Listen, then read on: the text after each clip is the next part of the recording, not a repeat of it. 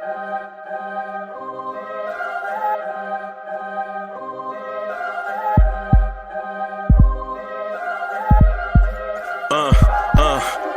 rank where the view is nothing less than phenomenal. For how I express and project from my abdominal. The only view better, both my daddy and my mama know.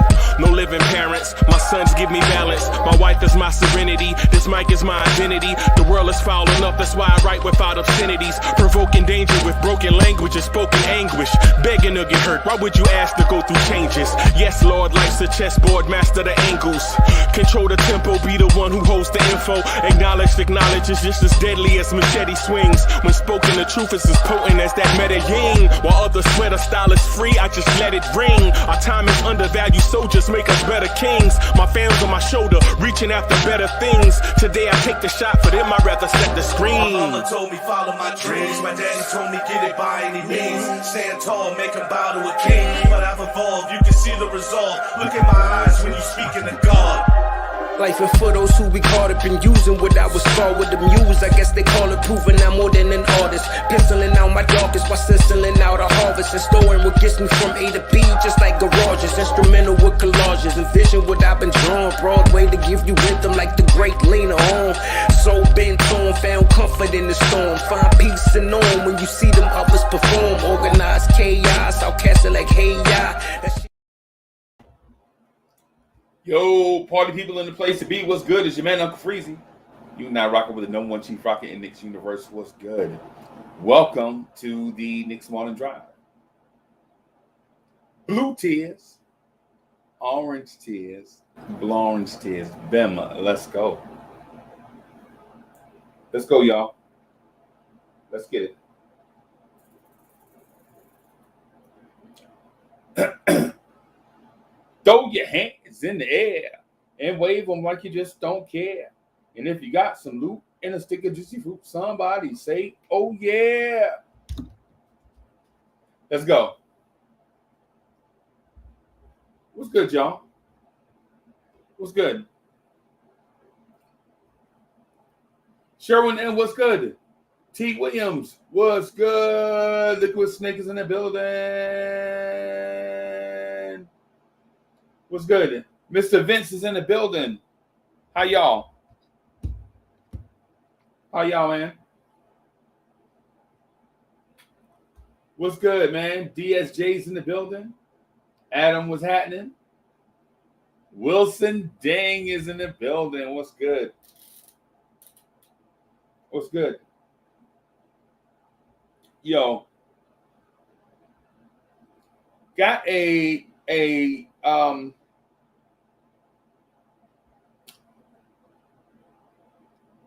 not a question, but more like statements and things for everybody. Listen, man. I'm gonna get to it, man. Rayology, what's good? Not just a question and some statements, man. I really want to hear y'all opinion on some stuff. Y'all know me. I love listening to y'all points, right? I love listening to y'all points, man, and asking you questions and throwing out scenarios and stuff so that I can motivate you kind of to get your opinions out there, right? Right.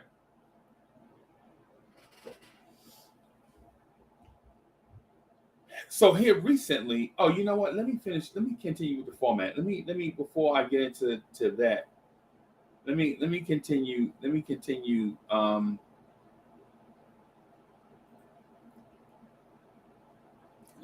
with the format. Right? Let me start by quoting the great American poet, Melly Mel. Melly Mel said, "A child is born with no state of mind, blind to the ways of mankind. God's smiling on you, but he's laughing too, because only God knows what you'll go through." That is a quote by the great American poet, Melly Mel. Dripmore is in the building. What's good? Ahmad Hassan, what's good? What's good? Matt doing the most. What's good?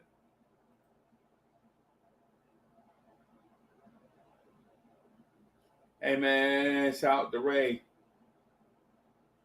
Hey, you know what? As a matter of fact, let me throw this link in the chat earlier since it's a little later than normal. Let me do that. We're going to be here for a while, y'all. We're going to be here for a while. So, Almighty Finesse. What's good? So, so I threw the link in the chat, right? But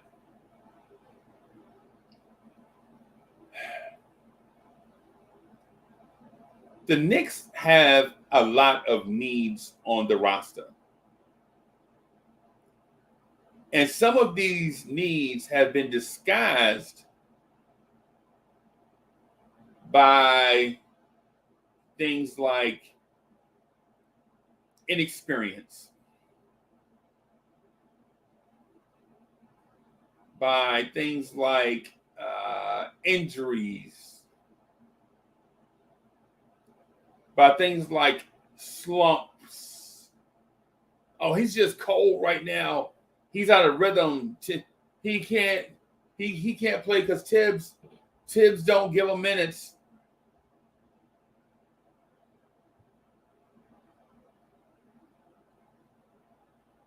And listen, man, I don't want to step on toes here, right? I don't want to step on toes, but sometimes you gotta.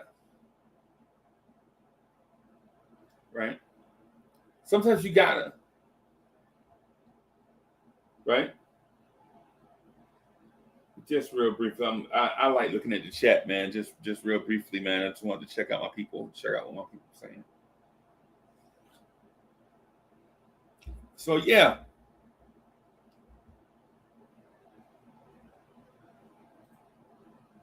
Dripmore, what's happening? What's good? White Falcon, what's good? White Falcon is in the building. What's good? So this roster is not a very good roster.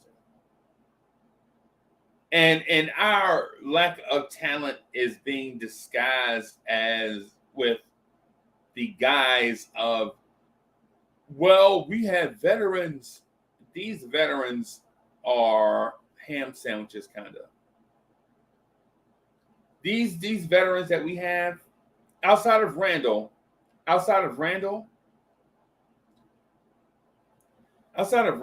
who is in my opinion, a very talented player, but has some stuff going on up here. I like Randall, but Randall got some stuff going on up here, and it's forcing people to dislike him.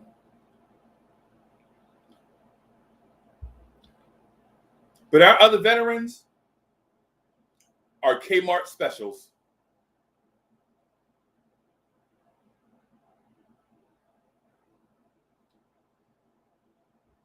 Our veterans, you can find an Evan Fournier at a blue light special. Alec Burks is a blue light special. Kemba Walker, Nerlens Noel, Taj Gibson, blue light. Derrick Rose's production is above average. JJ, what's good? Derrick Rose's production is I think pretty good, right? Of all the vets that we have, Derrick Rose's overall production is pretty good. But what good is having a Ferrari if it's always in the shop? Right?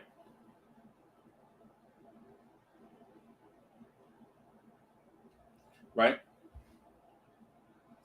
And so what I'm getting at is not I didn't get on today just to bash the Knicks. And that's my team. I love them, man. And besides, we have enough people bashing us right now. We don't need others to do so. Just trying to find one of these things that fit or work for us. That's kind of big. Okay, well, we'll go with that. And instead of going with blue, how about we find some orange? Can we find some orange? How about that? How about that? That's better. So what I'm getting at is this. If we're going to have veterans on our roster, and this is to White Falcon. White Falcon, if we're going to have veterans on our roster, why not go get a Paul George type veteran?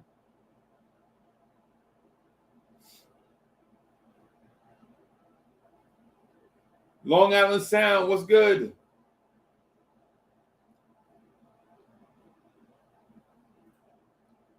Almighty Finesse says, we got to make the playoffs next season. That is for damn certain. Not only do we have to make the playoffs, Almighty Finesse, listen, you hijacked my point with a great point, so I'm going to hijack your point. Now, take that.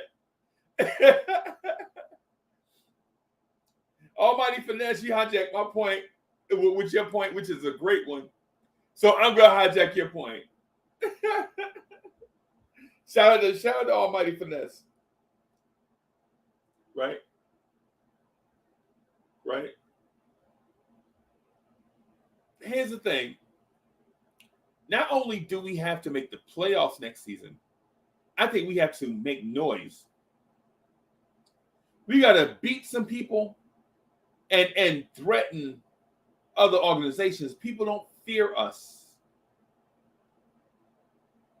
And it's a weird thing. People don't fear the Knicks.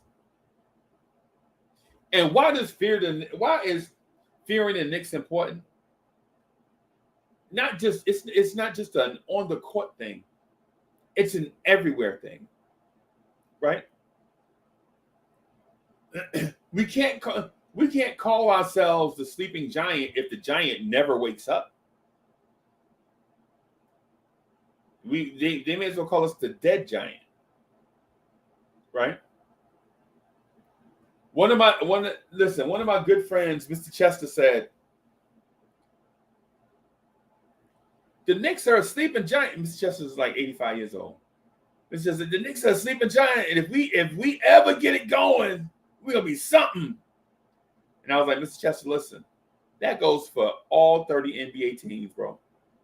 If they ever get it going, they're gonna be something. We can't take that mantra. We have to be aggressive right now. We have to get going right now.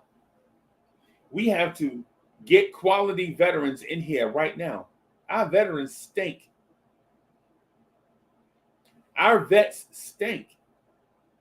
Right? And our young players have flaws. They have enough time to fix their flaws, right? But we can still use an infusion of young talent.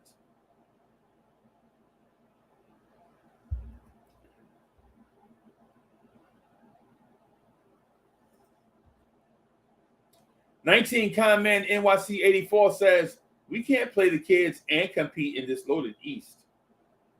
I'm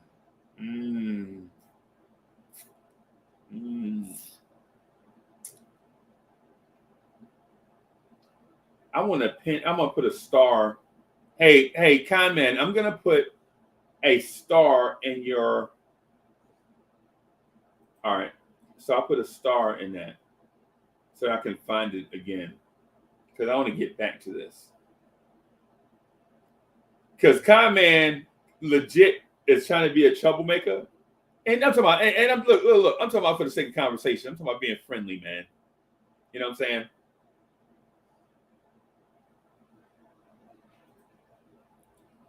Ray says, we've been sleeping for 20 years plus.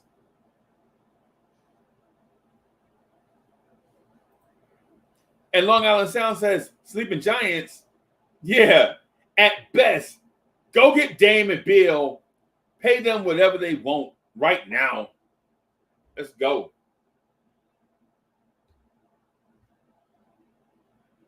Right?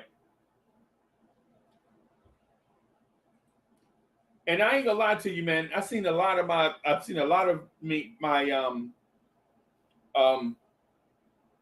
content creating brethren throwing out a lot of scenarios. Shoot, I throw out scenarios too. I throw out scenarios all the time. I'm just more bold with it. Right? I'm just more bold with it. Y'all know me, I don't care. People are saying, hey, Uncle Freezy a flip-flop. Nah, no. My thing is the same. I always say the same. My stance is the same. I want to win a championship today, right? But if I can't, at least pick a direction and go in that direction to get us a championship. Pick a direction and go. Don't be telling me, don't have me thinking like we're in multiple different things. Yeah, we got a lot of stuff going on. We're gonna trade up in the draft. We're gonna go get Spider.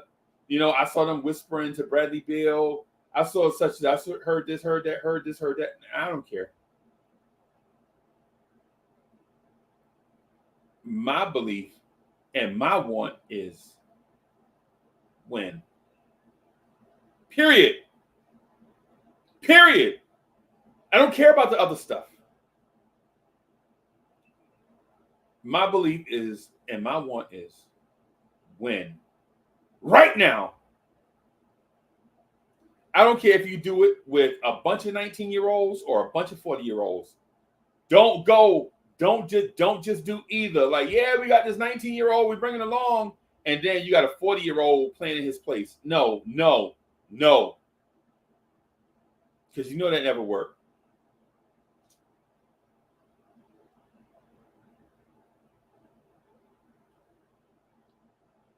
I've always said, people are saying, man, Uncle Freezy will talk about anything on the joint. Yeah.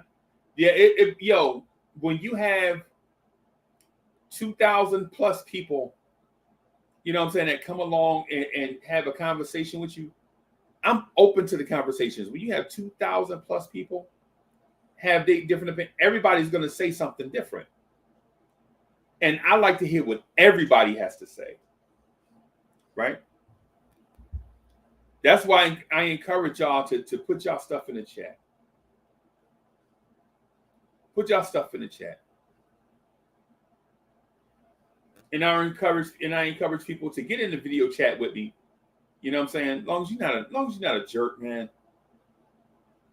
As long as you're not a jerk, you know what I'm saying? As long as you ain't on Space Mountain, as long as you're not mad disrespectful to people or whatever, we can deal with you. You know what I'm saying? As long as you're a passionate Knicks fan and not a passionate fan of yourself that want to talk Knicks, we good. Keith Turner's in the building. And Ray says, and that's okay. That's how we arrive at reason. Right. And that's one of the reasons why I like rocking with Ray. I like rocking with Ray because Ray will listen and say, yo, is that Ryan Cleveland in the chat, ladies and gentlemen? Ron Cleveland is in the building. What's good? How you doing, Ron? Let me put my thing out here in this thing.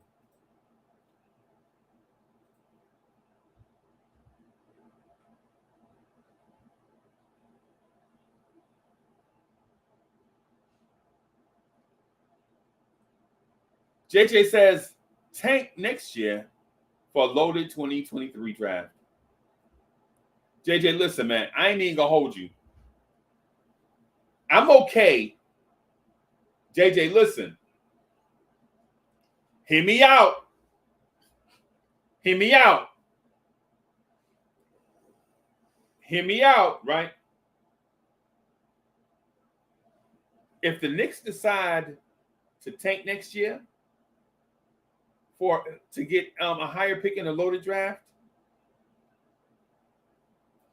you better get me a franchise player. I'm telling you now. If the Knicks tank in 2022 to get a higher draft pick in 2023, you better get me a Kobe Bryant out of this draft. You better get me a Penny Hardaway and a Kobe Bryant out of this draft. Because if we tank, and the Knicks and the commissioner goes to the podium and says Jordan Hill, everybody fired. I'm on here all day long, fire everybody. Everybody. Whoever sweeping up row 8, section 13, fire him too. Everybody got to go. Everybody.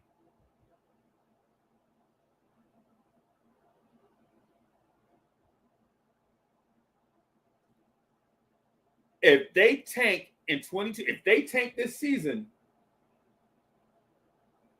and the commissioner goes to the podium, and listen, this is the reason why I said now there's no harm in drafting a Jordan Hill. You can't get all your draft picks right. Nobody does, right? But like in 1996, you heard names like Allen Iverson, Ray Allen, Kobe Bryant, Peja Stojakovic, Steve Nash, and then the Knicks took John Wallace, Walter McCarty, and Dante Jones. Hey, there he is. What's going on, Freezy? What's going on, man? Hey, man, I'm good, brother. How you? Man, I can't complain, man. Just chilling, you know what I mean? Just listening to you. Kind of came in on the tail end when you started talking about that direction. Yeah. You know what I mean? So what's your topic for today, man? What we discussing? What we getting into? What I want to do is listen to what everybody else has to say, right? Give everybody because a lot of times we do these joints. A lot of times we do these joints, man, and a lot of time the chat don't really the chat will be there commenting, and we generally don't. Well, I generally don't, for the most part, grab a lot of their comments during the 3-hour show. I may grab about 10 or 15 comments, especially at the beginning of the show. But once everybody starts talking and stuff, once we get people in the video chat, you know what I'm saying, I kind of get away from the virtual chat. And what I want to do is get people in the virtual chat, let them shine for a little bit. It's the off season. It's the off season. It makes sense. We in the business season now. Yeah, you know what I mean? Front office business season. That's what we in. Yeah, man. And so, but what I was going, what I believe, Ron, is this. I believe our veterans are trash. I believe we have. Well, not trash. Let me rephrase that, because sometimes, you know how sometimes your heart get in the way of your mouth. Yeah, you know what I'm saying. And so let me rephrase. I don't want to call them trash. Our veterans are average as opposed to Derrick Rose. When I go back and look at the numbers, at the numbers over this past season, Alec Burks ain't it, bro. And I know we got a built-in excuse. Oh, he was playing out of position, right? I feel you. I understand that, right? But what does that mean when Alec Burks is shooting 39% from the floor, right? And shooting this percentage against smaller players because he played point guard most of the season. You know what I'm saying? So there's a difference. When he was playing against wing players, his percentage was about 42, 43-ish, 44 maybe. But last year he played against smaller players, and his percentage went down. Is that an indictment on the other teams? Is that an indictment on him or the other team's defense? That's on him. He's 6'6". Point guards are usually what, 6'2", 6'3"? Yeah. And every now and then you have an outlier who come in 6'5", 6'7". Yeah. Yeah. Every now and then. Every now and then. But those guys, even those guys, they wouldn't guard Burks. They would probably guard RJ or Fournier. You know what I'm saying? For us, against us, right? And so my point is if we're gonna carry vets, how about carry some good ones? Right?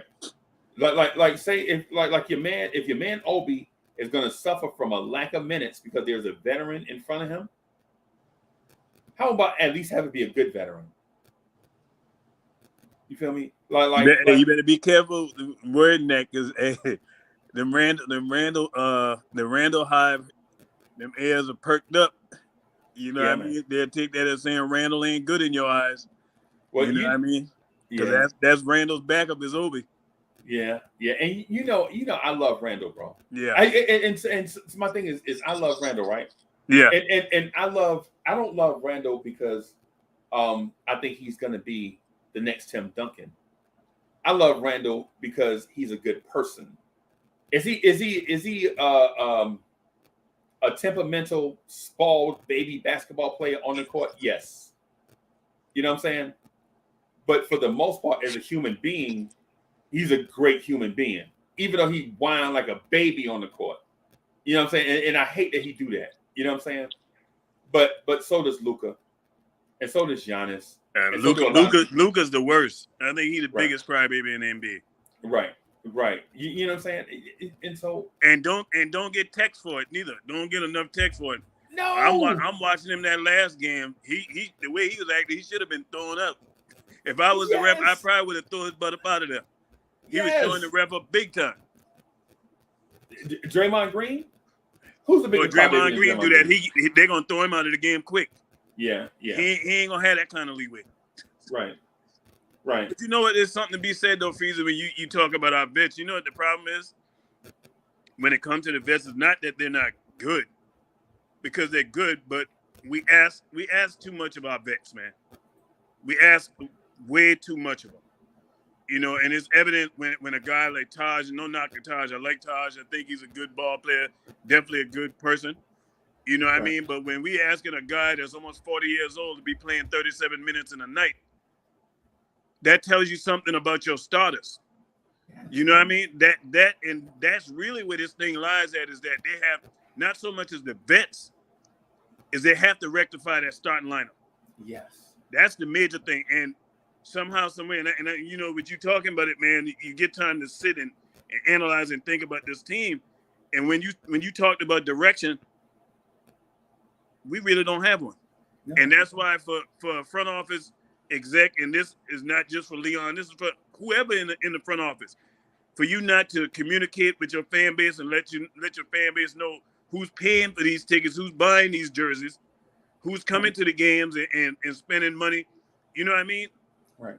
To not open your mouth and say what the direction of the team is really disingenuous, and then asking people to come buy tickets and come to the game or buy a league pass. Right. It's really something to think about, but I think it's really that starting lineup got to be addressed, man. Yeah. Until that starting lineup gets better, we're gonna still stay stuck in this situation where we're not gonna be a terrible team and we're not gonna be a good team. Therefore, the results are like the lottery that we had, this last lottery, the Knicks gonna always be right there in the middle. Right. At the very end of the lottery, away from great talent and away from the playoffs. Mm-hmm. And that's a bad place to be, man. That's a bad place to be, man. You know what I'm saying? In the middle, right? And exactly. So I'm gonna say this, and it's gonna be controversial. I'm gonna say it anyway. I think it starts with RJ Barrett. RJ Barrett has to be better, right? RJ Barrett has to be better, bro. He took some shots this season. Ron, I started to jump out the window, man. Right? He took some shots this season, and I know it's all in the name of aggression. And Tom Thibodeau wants a ball handler to get 2 feet in the paint so they can pass out to shooters and stuff. I understand that, right?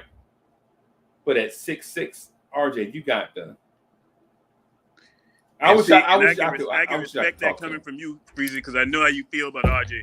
Yeah, so for you to make that assessment and say that, you know what I mean? I know it ain't from a level of coming from a stance of hating RJ. No, I don't. You just stating what you've seen. Right. You know, I can respect that. Right. I don't hate RJ, man. As a matter of fact, I'm the opposite thing. I think I love RJ too much. Right. You know what I mean? And so RJ took some shots this year. You were like, baby boy, why are you taking the shot? Right. So, because I played high school ball in the state of New Jersey and in the state of South Carolina. Right. So I got coached by 2 different coaching mindsets. Right. Mm-hmm. Right. Up north, it's fundamental, but it's more like, let the best player do his thing. When I play down south, it's total team ball. You got the best player, but the game got to come to him. Right. When you play in South Carolina, the game got to come to you when you play in South Carolina, unless you have a Jermaine O'Neal type player. Yeah, right? Once in a generation type player. Yeah. Unless you have a JoJo English type player, you know what I'm saying? And the people don't know who JoJo English is, but he wound up being, unless you have an Alex English, you know what I'm saying, who was before my time, but yeah, unless you have a Ray Allen, you know what I'm saying? And so the reason why I even bring up the high school thing is when we played in high school, you always searched for the best shot, and if you took a bad shot, the coach was going to yell at you. And if you took 2 in a row, he was going to bench you. Right? There was games this season where Thibodeau didn't say a word to RJ. So, Freezer, I'm glad you brought that up, right? What you're talking about is team ball, man. And in the name of basketball is not an individual sport. We all know that, man. Right. So if you're not moving the basketball, you're not playing within the confines of a team, what are you playing? 21. Yeah, you playing 21. You playing street ball. And if you think back, let's go back some years. Remember when Budenholzer was coaching Atlanta? Right. And remember that Atlanta team didn't have no stars. None. Right. But what did that Atlanta team do under Budenholzer? They played together as a team. Everybody touched the ball. Right. You didn't have no hero stuff going on with them. Right. Matter of fact, I think Al Horford was on that team. Yep. You know what I mean? That team didn't have no stars, but they had players that was willing to play together. And that's what the Knicks, that's what they got to start with. Because if we come back with that same kind of offense that Thibodeau been running, I'm here to tell you right now, we're going to see much of the same. Much of the same. Much of the same. I agree with you, bro. I'm gonna tell you, watching, I don't like this team, but I love watching them play. Right. Golden State, oh my goodness. That team put a lot of stress on team defenses, man. Ain't nobody standing around ball watching. People constantly cutting. You seeing backdoor, you seeing movement, constant movement. Right. And that's what make that thing tick the way it ticks, man. But the other hand, if you got an offense where you just dribble hand off, or you just straight up heavy ISO, this is what we're gonna get, man. And that's why I always, I ain't gonna keep talking about Tibbs, but that's why my stance is on where I'm at. Where if he leaves, I'm gonna be happy because I don't see him changing the offense, and that's my biggest problem with him. You know what I mean? I know he's going to be here this season. The question is for how long? Right. No, you know what? I said this during the season, and I think it kind of touched people the wrong way. And here go my man, Ron. Here go my man. I gotta do it. I gotta do his thing, man. I know it's the afternoon, right? I know it's the afternoon. Do your thing, man. But I gotta play his intro.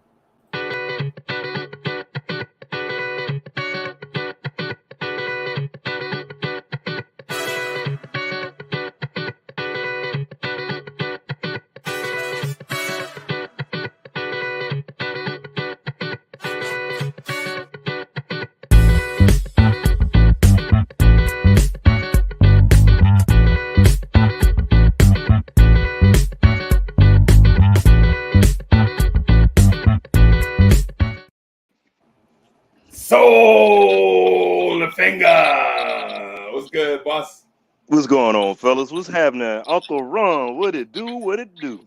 Man. What's going on with your soul brother number one? Oh, man, nothing much. You know, it's a beautiful, well, even though we got a little cloudy action going, it's a beautiful day. Celebrated my firstborn's birthday. She made it 28 cycles around. And now her and her family here. So I got all my kids and all my grandkids up in this joint. Damn. Okay, I hear Poppy. you, man. I hear you, Poppy. I hear you. Yeah, you know, I was up there chilling. Hey, I got in while I was working. Look, even off work early. You know, got time off. So, I was working and getting it in with Freeze and our man Chuck. So, hey, this weekend starting off rather dapper. Yeah. Hey, yeah, man. I hear you. Freezy, y'all. Soul Finger, I've been thinking about this draft, this 11th pick. For as much as I want us to play them young fellas, I'm gonna tell you what I'm tired of us being passive though. I am too. That's the one thing I've been consistent on. I'm tired of us being passive, man. I am too. As we being passive, the league is passing us by. As long as they make the right move, man, just go ahead and if it's somebody you want that's in that top 5, top 4. I'll be right back, y'all. I'm gonna use the bathroom. Okay. Yeah, try to make that move and go get them. Something. I would rather you try to get like there are two. Ben Mathurin. I am on Ben Mathurin right now. I would like to see us go after Ben.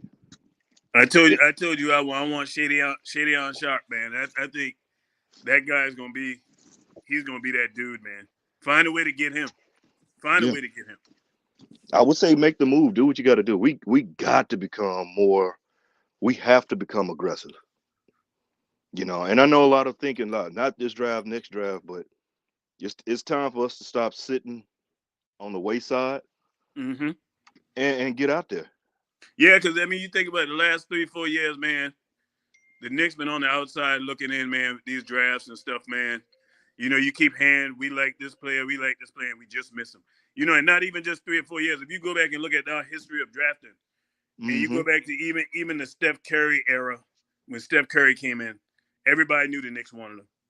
You know what I mean? It's just all these little things that have passed the Knicks, man. Man, you go and do what you got to do, and you still don't have to sacrifice everything to get better. But if you get the right player, it changes a franchise outlook immediately. Look what Ja did for Memphis, man. And I ain't saying that there's players in this, because one thing I always say about players in college anyway, anybody that's drafted, they're unproven. We can project all day, but they're unproven. Until they get on that hardwood, they're unproven. Yes, definitely.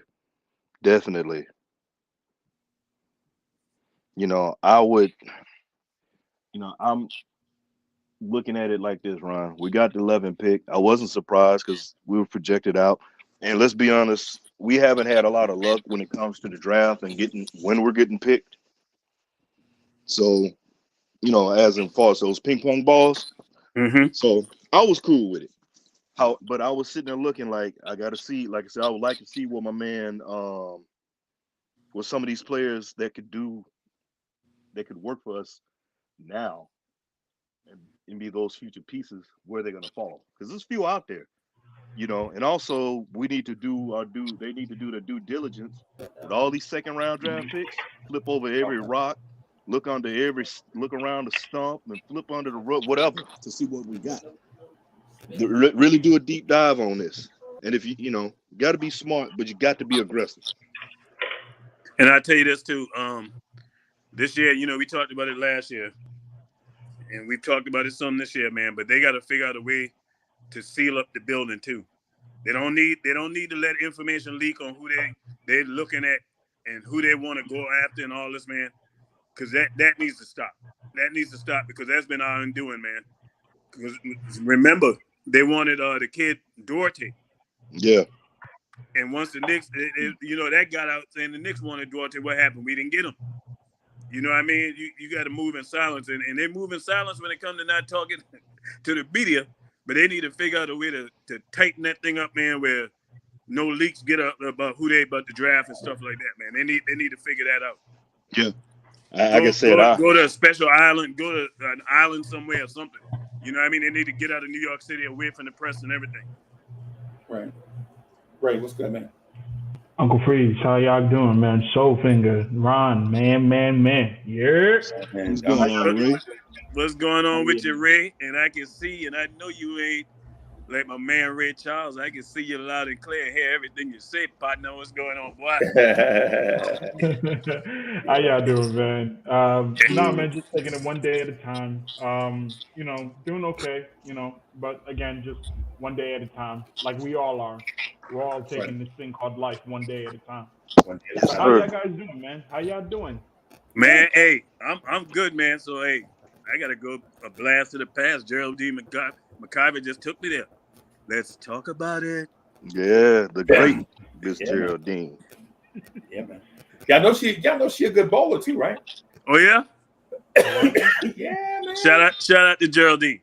Yeah, and shout out to the chat, man. Yeah, I've been wanting to ask her bowling stuff, but then you know how people get on me bad. They be like, man, stick to the Knicks. I'm like, okay, all right. Okay. We'll stick to the Knicks, man. I ain't gonna. But sometimes people just have interesting stuff going on, man. And you be wanting to, you know what I'm saying? Like, they're like, no, man, talk about kids' rotations. Oh, all right. Yeah. What's the highest y'all ever bowled? Oh, I'm doing the very thing that Uncle Pete. I'm a terrible bowler because I believe in strength. I bowl hard. I don't bowl correct. Me and Freezy be doing the same thing. I be trying to go down there. I figured, my bowling game is not like my golf game, so it's a whole different animal. Yeah. But see, for me, man, I'm all about that hand and eye coordination. I'm always looking for that target. I'm trying to hit that head pin. I figure if I hit that head pin, something good gonna happen. You know what I mean? I don't do all that curving of the ball. I do the same thing, Ron. I'm going straight for that head pin. Yep. I do the same thing, Ron, but I'm trying to put all the power I can behind it. I figure if I can knock it down, everybody else gonna tumble. Except, So I got a homeboy. Mess around, I had sawdust everywhere, man. Let's see, I got a homeboy, right? So we went bowling, and I promise you, he goes tiptoeing down there like Fred Flintstone. I'm like, man, what are you doing? It's all about the spin. It's the finesse. It's not all just about power, man. My pops taught me that. It was like, yo, listen, you don't throw the ball down the middle. You'll constantly get those splits. You gotta throw some finesse in there and get the spin going. I had to learn that on the pool table. My father was like, it don't matter how hard you get it in the hole, as long as it go in the hole. You know what I'm saying? Now that's my thing right there, Freezy. Now, pool table, I'm mean with that stick now. I'm mean with that stick. See, that's how I was. That's how I am with the golf game, because I used to get up there and try to gorilla swing on everything, and I had to realize, okay, you don't need to swing hard to get it down the range. You can hit. You can have a 300 yard drive, 300. Go 300 up. It goes 150 up and come 150 down. You didn't go anywhere. You just got to get control. So I'm gonna tell you, that's one of the hardest sports, man. I used to always say, why they pay these people all that money to hit that little ball like that, man? Until you go out there, you'll find out real quick.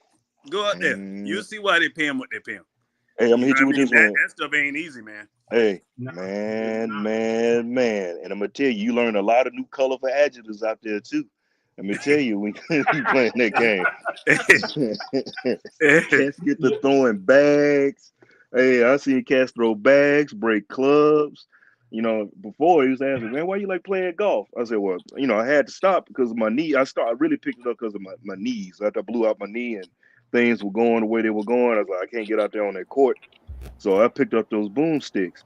But then, too, you know, active duty, you know, I'm still active duty. I tell them, I said, look, man, golf was the only sport I can drink and drive and not worry about getting a ticket, man.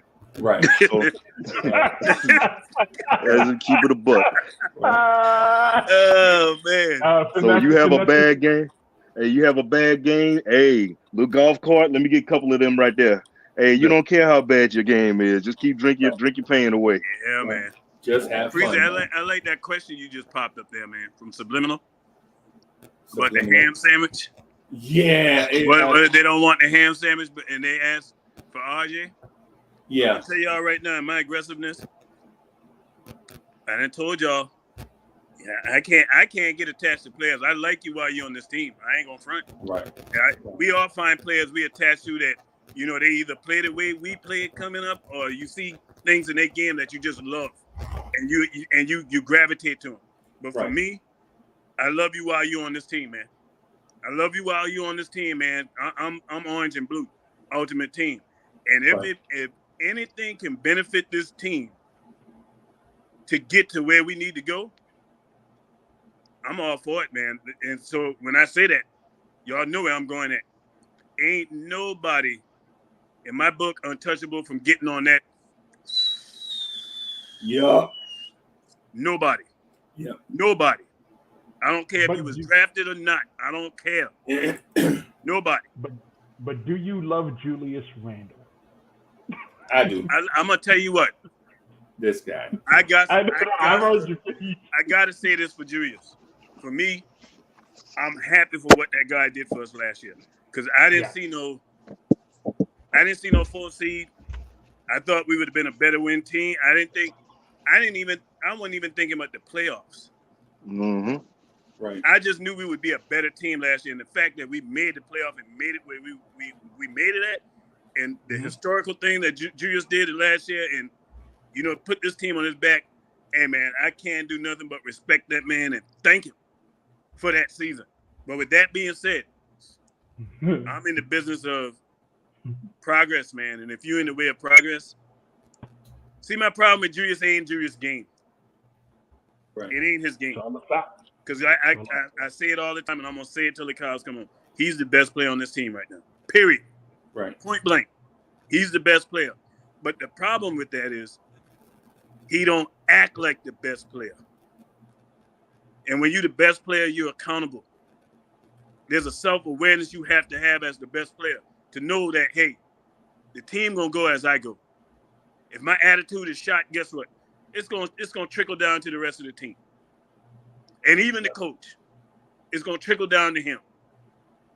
So yeah, man, Julius Randle, and like I said, man, I'm at this point, anybody, man, can get on that. Yeah.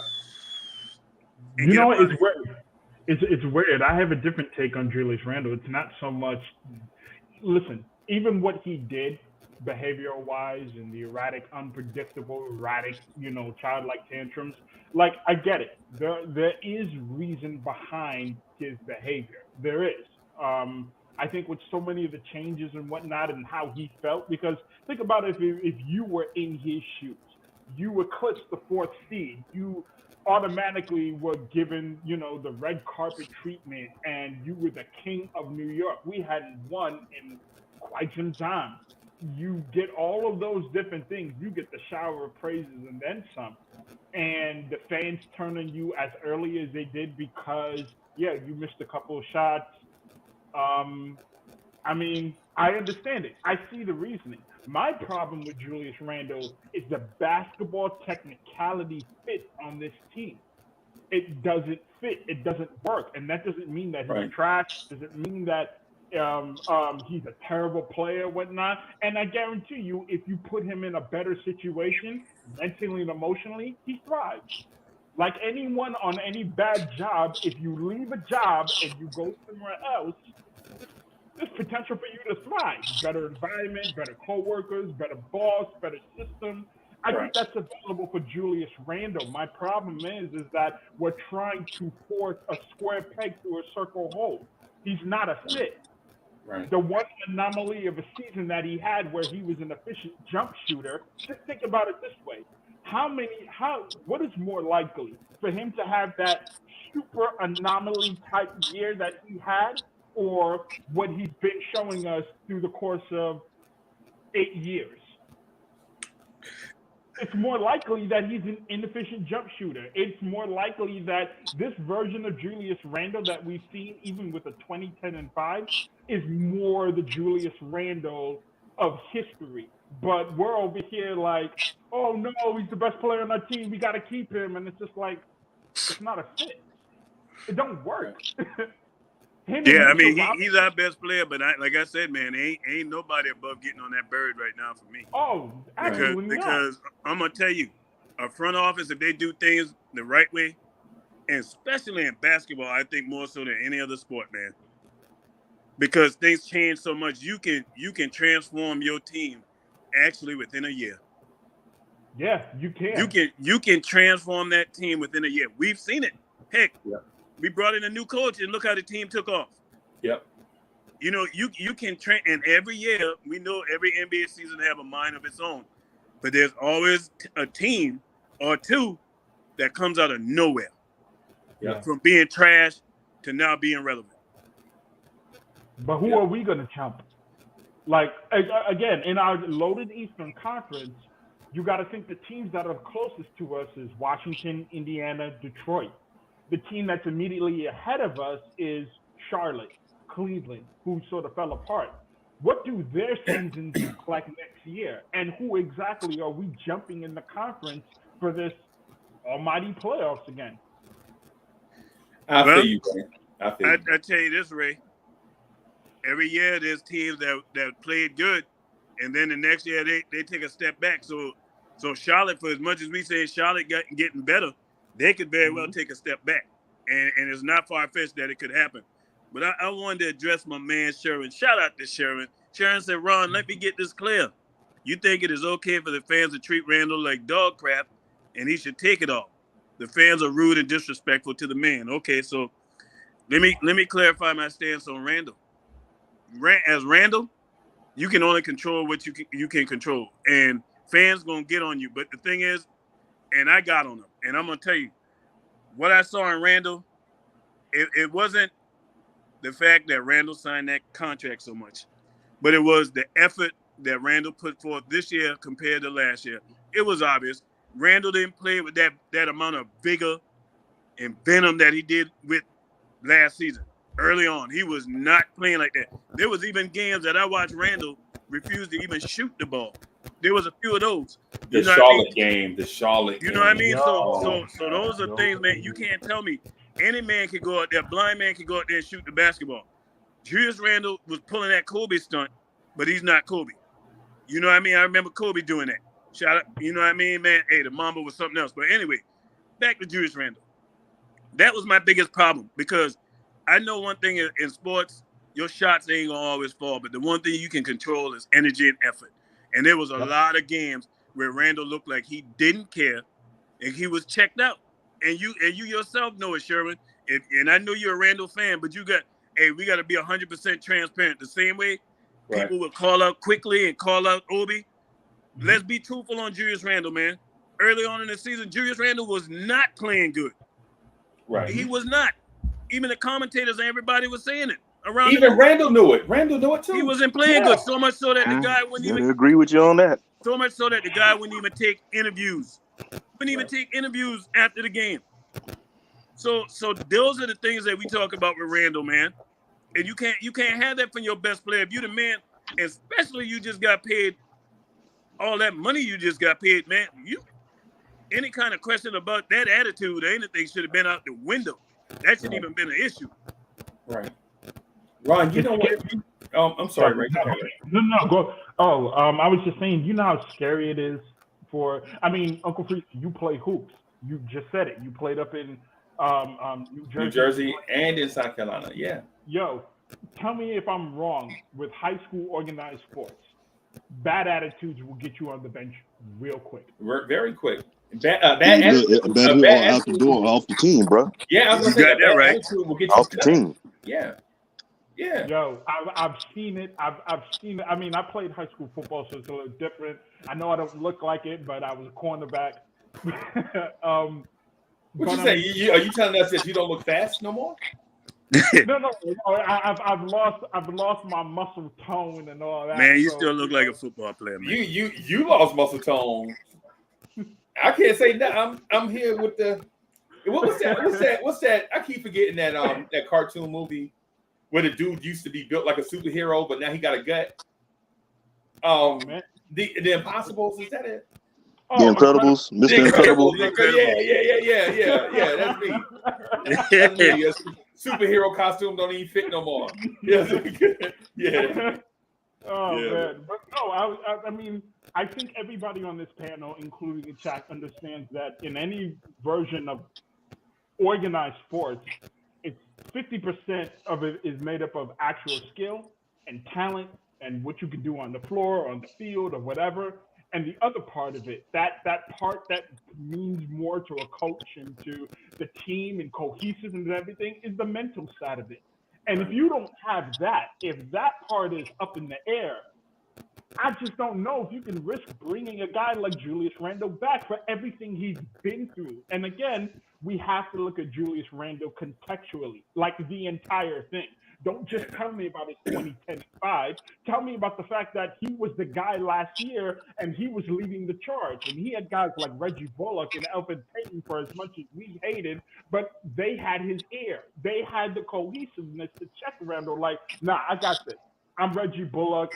I'm gonna go check this dude or whatever. Like Julius Randle didn't. But Randle was, but Bullock was the captain of our defense last year. Yeah. That's one of the things people forget. That's one of the things people forget. Like Bullock would see a guard on the perimeter, and Randle would be about to take off, and Bullock would grab his shirt and like, no, and Bullock would go. He was a communicator out there. Right. And if there was a big out there, you see Bullock pushing Randle out there. You know, go. You know what I'm saying? Because he knows the rotation requires a big on the big. So what happens is the other big is rotating to Randle's spot, right? But then if Randle didn't go and Bullock went, now you got two bigs trying to cover one person, and now you got a mismatch on the opposite side of the defense where you got a guard isoed up against a big, and you ain't want that. And so some of these small things, this is the reason, right? So this is what I was talking about how the right veteran is important to your team. Yep. Yeah. Because absolutely. Because now instead of Bullock being the captain of your defense, now you either looking at Mitchell Robinson or not Alfred Payton, but Evan Fournier. And you know Evan, and I ain't even gonna say Evan Fournier in defense in the same sentence. My eyes are light up if I see him. But you can't deny the fact that Evan Fournier is a willing defender. And he tries. He tries. I give him that. He tries, but the man can't put a cover on the bed. He can't put a cover on the bed, but he tries. I used to be a willing boxer. But I didn't always win. You know what I'm saying? Like I would get in the ring with anybody. You know what I'm saying? I ain't care how big you was or how stout you was. I was willing. But But was there something to say about your attitude when you stepped in the ring? That's something inside that made you go, I'm gonna take him. Because I was entertaining. People like the one. This ain't about me, y'all. Right? This ain't about me. I'm just using an example. But I was entertaining to watch because I had a chin. I wasn't fast or powerful. As a matter of fact, I probably lacked power for a person my size. Like at whatever I was fighting at, I always had sub-average power. But I was quicker. I was quicker than everybody else for my size, like a dancing bear, right? What were you fighting at? Super heavy. So as years went on, I went from like 206 to about my heaviest. I was about 240, right? But anyway, my thing is I could take like somebody hit me with a shot, bam, and I just like fall back, but I wouldn't go down, right? and and I would never go down. I'd just be standing there like a dummy, just taking shots. And I should have went down. Should have been thinking about the future, but But what I'm getting at with Fournier is being willing and being able are two different things, right? Like with Fournier, bro, you got to be able to think the game. But like Bullock could not think the game offensively, and that's the reason why he gone. Right? Yeah, the offensive side. Yeah, and see, Fournier can't think the game defensively. So guess what? Right. That should be the reason why he is gone. If he ain't gone, he's my candidate to come off the bench. I think Grimes can do what he can do in spades. I think Grimes is a better ball player right now. Right now, right. That's what I'm saying. Because he can do both. He can play defense and he can play offense. And hit the spot up three, because that's what Fournier does. Hit that spot up three well. Yeah. Right? And Grimes can make some tough shots too. That's another thing about him. He's a big shot maker. I gotta give Fournier his credit on that. Yeah. No, he is, like I said, but he can't put the cover on the bed. Right, he can't. I'm gonna tell you, it's something else that that's telling, man. I don't know if y'all heard Mark Berman, man, lately. What he was saying about what the front office thinking is right now. No. You watch nobody untouchable. You watch the Locked In Knicks podcast? I caught that. I literally just finished watching this, and I caught that. what Mark Berman said really had me pause. Like, oh snap! Yo, really about to do some things different. So that's why, and that's why I brought up the point, Ray. I think we're about to see something on draft night we ain't seen from the Knicks in ages. I think something's going down. Something's going down. They're not going to run this team back next year as currently constructed. They're not coming back with this. Right. Or Dolan won't run the front office back. Right. They won't make it. They won't make it to the fourth year. That's it. They have to do something other than just drafting, because we draft well. That's the thing. We can draft well. And man, if we that free agency is where we have dropped the ball, and that's what them guys been brought here for. Worldwide West and Leon Rose. They weren't brought here to be drafting players. Well, I will say this. After listening to that interview that he did on Lockdown Knicks, he kept saying over and over, Leon's got to do something big. Mm-hmm. So I have to believe that there's some intel there where, as you've been saying, forever now, Ron, this is a big year. Something big has to happen. Yeah. Like it has to. Otherwise, it's going to be just blown up all over again. And it's leading me to believe that we're not just going to stand pat in the draft at number 11.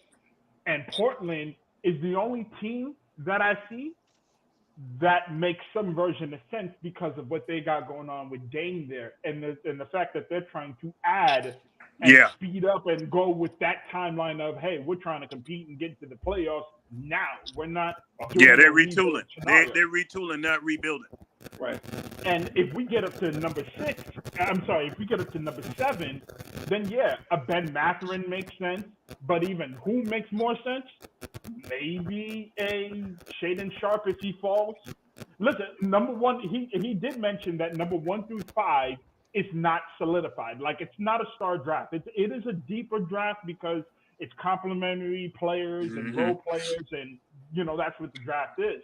But there's a real possibility that we could even move up further with a 2023 first-round pick, or the Dallas pick, or even getting more. Like, there are more possibilities that are in place than we as a collective fan base think there actually are, and it's just not set in stone that we're just going to set at 11. Which, by the way, why didn't somebody tell me that Ben Mathurin was Canadian? Like, I didn't know. The RJ connection. I didn't know. Yeah, man. How about? Did you know Shaedon Sharpe is Canadian? What? Yes. Shaedon Sharpe is Canadian. Yeah.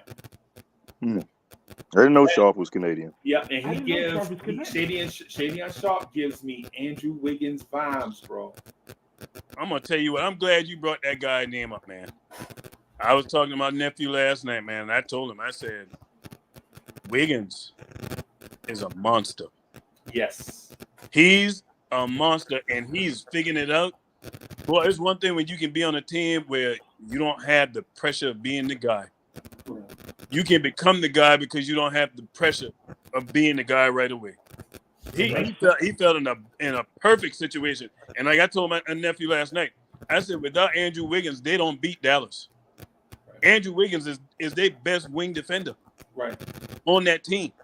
And see, that's what we need. We really need to look at our wings situation, man.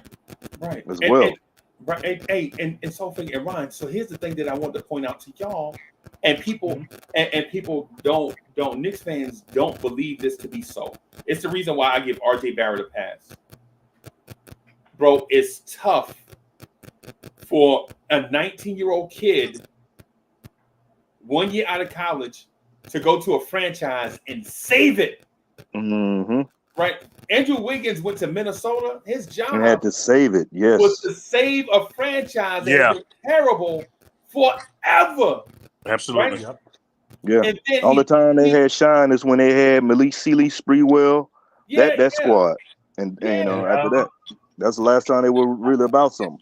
Right, and think about when he left there, went to a stable franchise that had won championships with a direction. And now you see what he can really do. And his offense is, man, that kid when he's shooting now, man, I'm expecting it to go in every time. That's when I know you done caught my attention. When I watch you shoot, and I'm like, okay, because his defense has never been sorry. That's one thing. He's always had defense. His defense just seemed like it's got even better. Mr. Lee, offensively, he has gotten so much better offensively, and to the point now. And this 3-point shot, man. Yeah. Hey, Corey, how you doing, man? Can you hear us? How you doing? Yes, I can. I can hear you clearly. Pleasure. It's a pleasure. Good. It's a pleasure. Thank you for allowing me to be in. Hey, no doubt. I called you Mr. Lee, and you ain't say nothing. Oh, I'm sorry, brother. How you doing, Mr. Lee? Okay. Well, good. I'm glad you're here. All right. Shout out to you, Ron, and the rest of y'all out here on this panel, and also to the chat. I just want to offer my opinion, and just, you know what I'm saying, because you said we can chime in with our opinions. Right. Now, me being a Knicks fan, a long-standing Knicks fan, and I'm hearing y'all, and I listen to you all, and I follow you all, and I value all your opinions. But me personally, listen, in order for us to make it, we need to, number one, got to give Randall his walking papers, unfortunately. That's only due to the fact that, one, he blossomed in the bubble, but once he got out here and he started feeling the heat from the fans and all that, just dead it, he chimed back, he jumped back into the person that he was when we had Fizdale and all of that. Now, with that said, gentlemen, you know what I'm saying? Y'all forgetting that we got a lot of young talent on this team that can do something. You know, y'all talk about, y'all don't talk about Deuce McBride enough.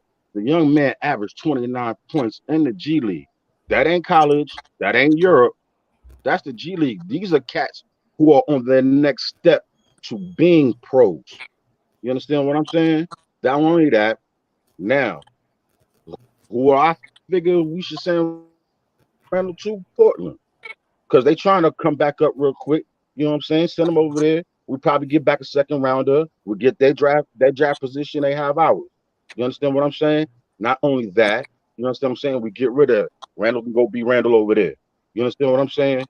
Now we can get somebody like what y'all said earlier, Ben Mathurin, somebody who can be a solid partner with RJ Barrett, because RJ Barrett is a blossoming star. You know that, Freezy. We all do. Are we disappointed because he hasn't progressed like we expected? Yes, to some degree. But also, too, Rome wasn't built in a day.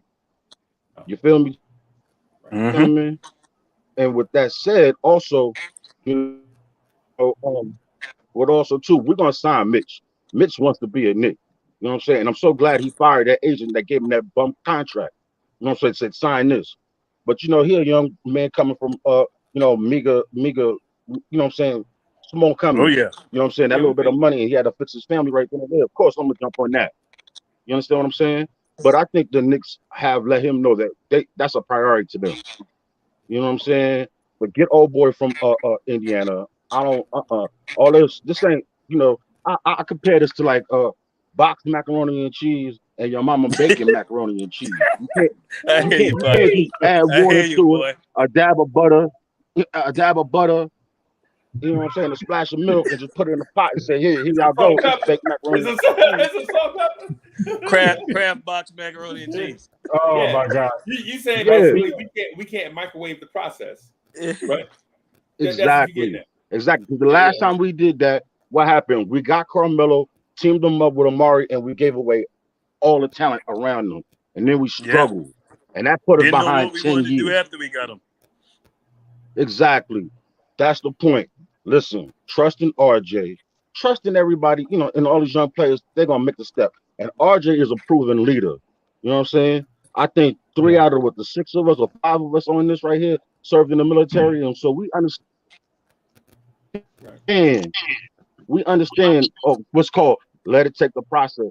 Listen, it will save Tibbs' job. It will save the face of the president, Leon Rose, and everybody else worldwide west.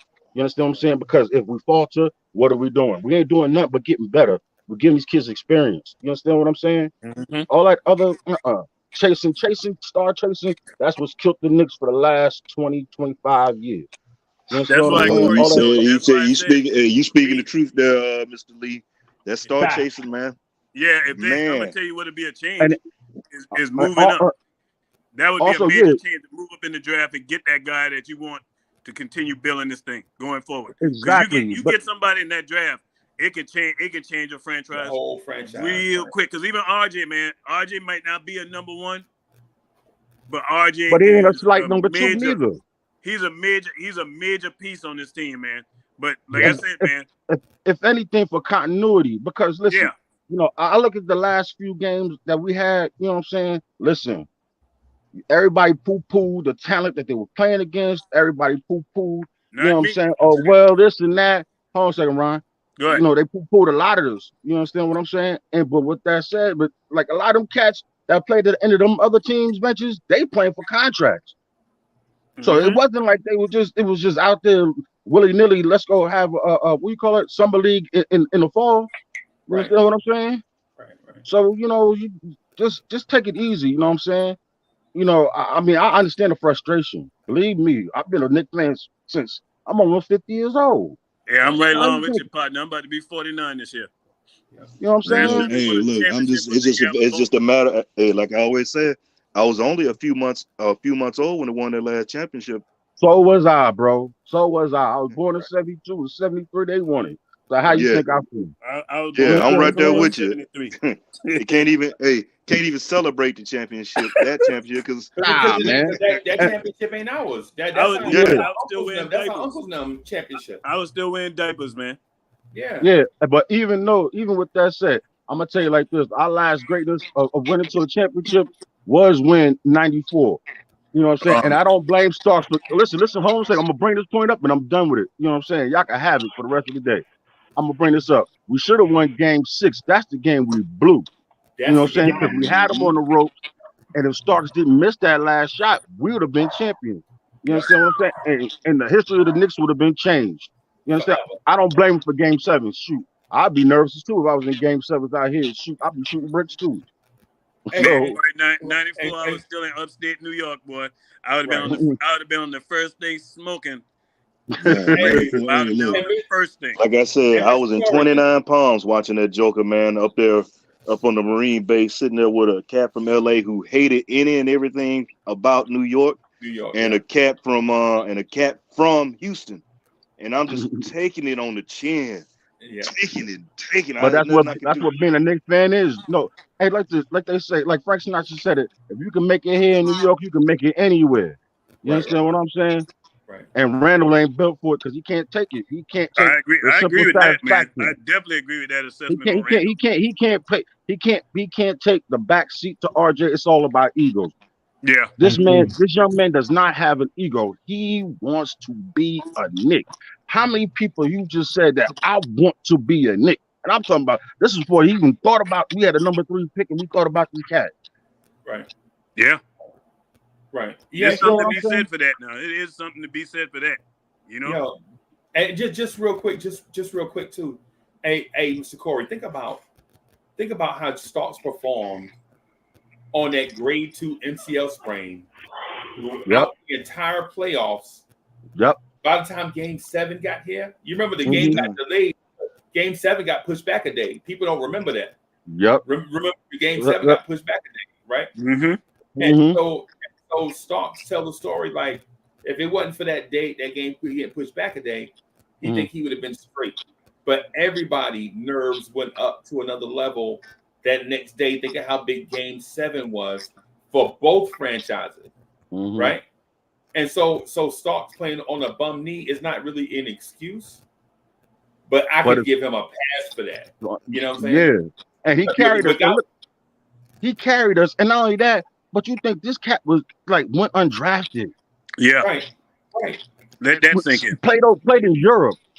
Right. You know what I'm saying? Played all around the world to come back to finally get put on. You know what I'm saying? You know what I'm saying? For the G League.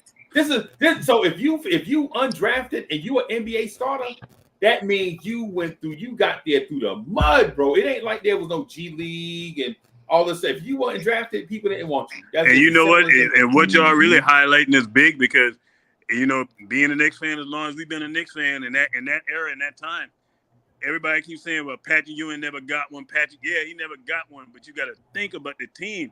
That team was concentrated on defense, and Patrick Ewing never had that third score. The Knicks never had a bona fide third score on that team with Patrick at any point. And when we finally got one was when Pat was done.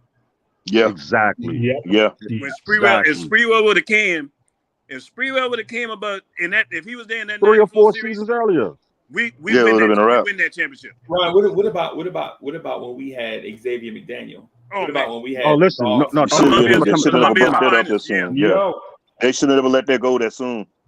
Yeah, you didn't let it cook. Look here. Pat broke his ankle. That was one. That's not an excuse, but that happened, and he played like a warrior. You know what I'm saying? We had him on the ropes too. Then, you know what I'm saying? The biggest issues that we had, like in the finals or even in the playoffs, was either one, we killed ourselves by the layup instead of him dunking. Oh boy, that guy. Two. Yeah, man, the layup. Two. If X-Men, if we'd have re-signed X-Men, and because we needed that toughness. You understand what I'm saying? Toughness. You know what I'm saying? We had the most monstrous front court ever. Xavier McDaniels, Charles Oakley, and Patrick Ewing. Anthony Mason coming off the bench. Shout out to Queens in the building. You know what I'm saying? You know, and we had LJ too. You know what I'm saying? Matter of fact, he went to high school with my brother and my cousin, with Norm Richardson, the former coach of St. John's. You know what I'm saying? Out there at Springfield High School. Got to shout that out. You know what I'm saying? Got to keep my borough. Nolan Richardson.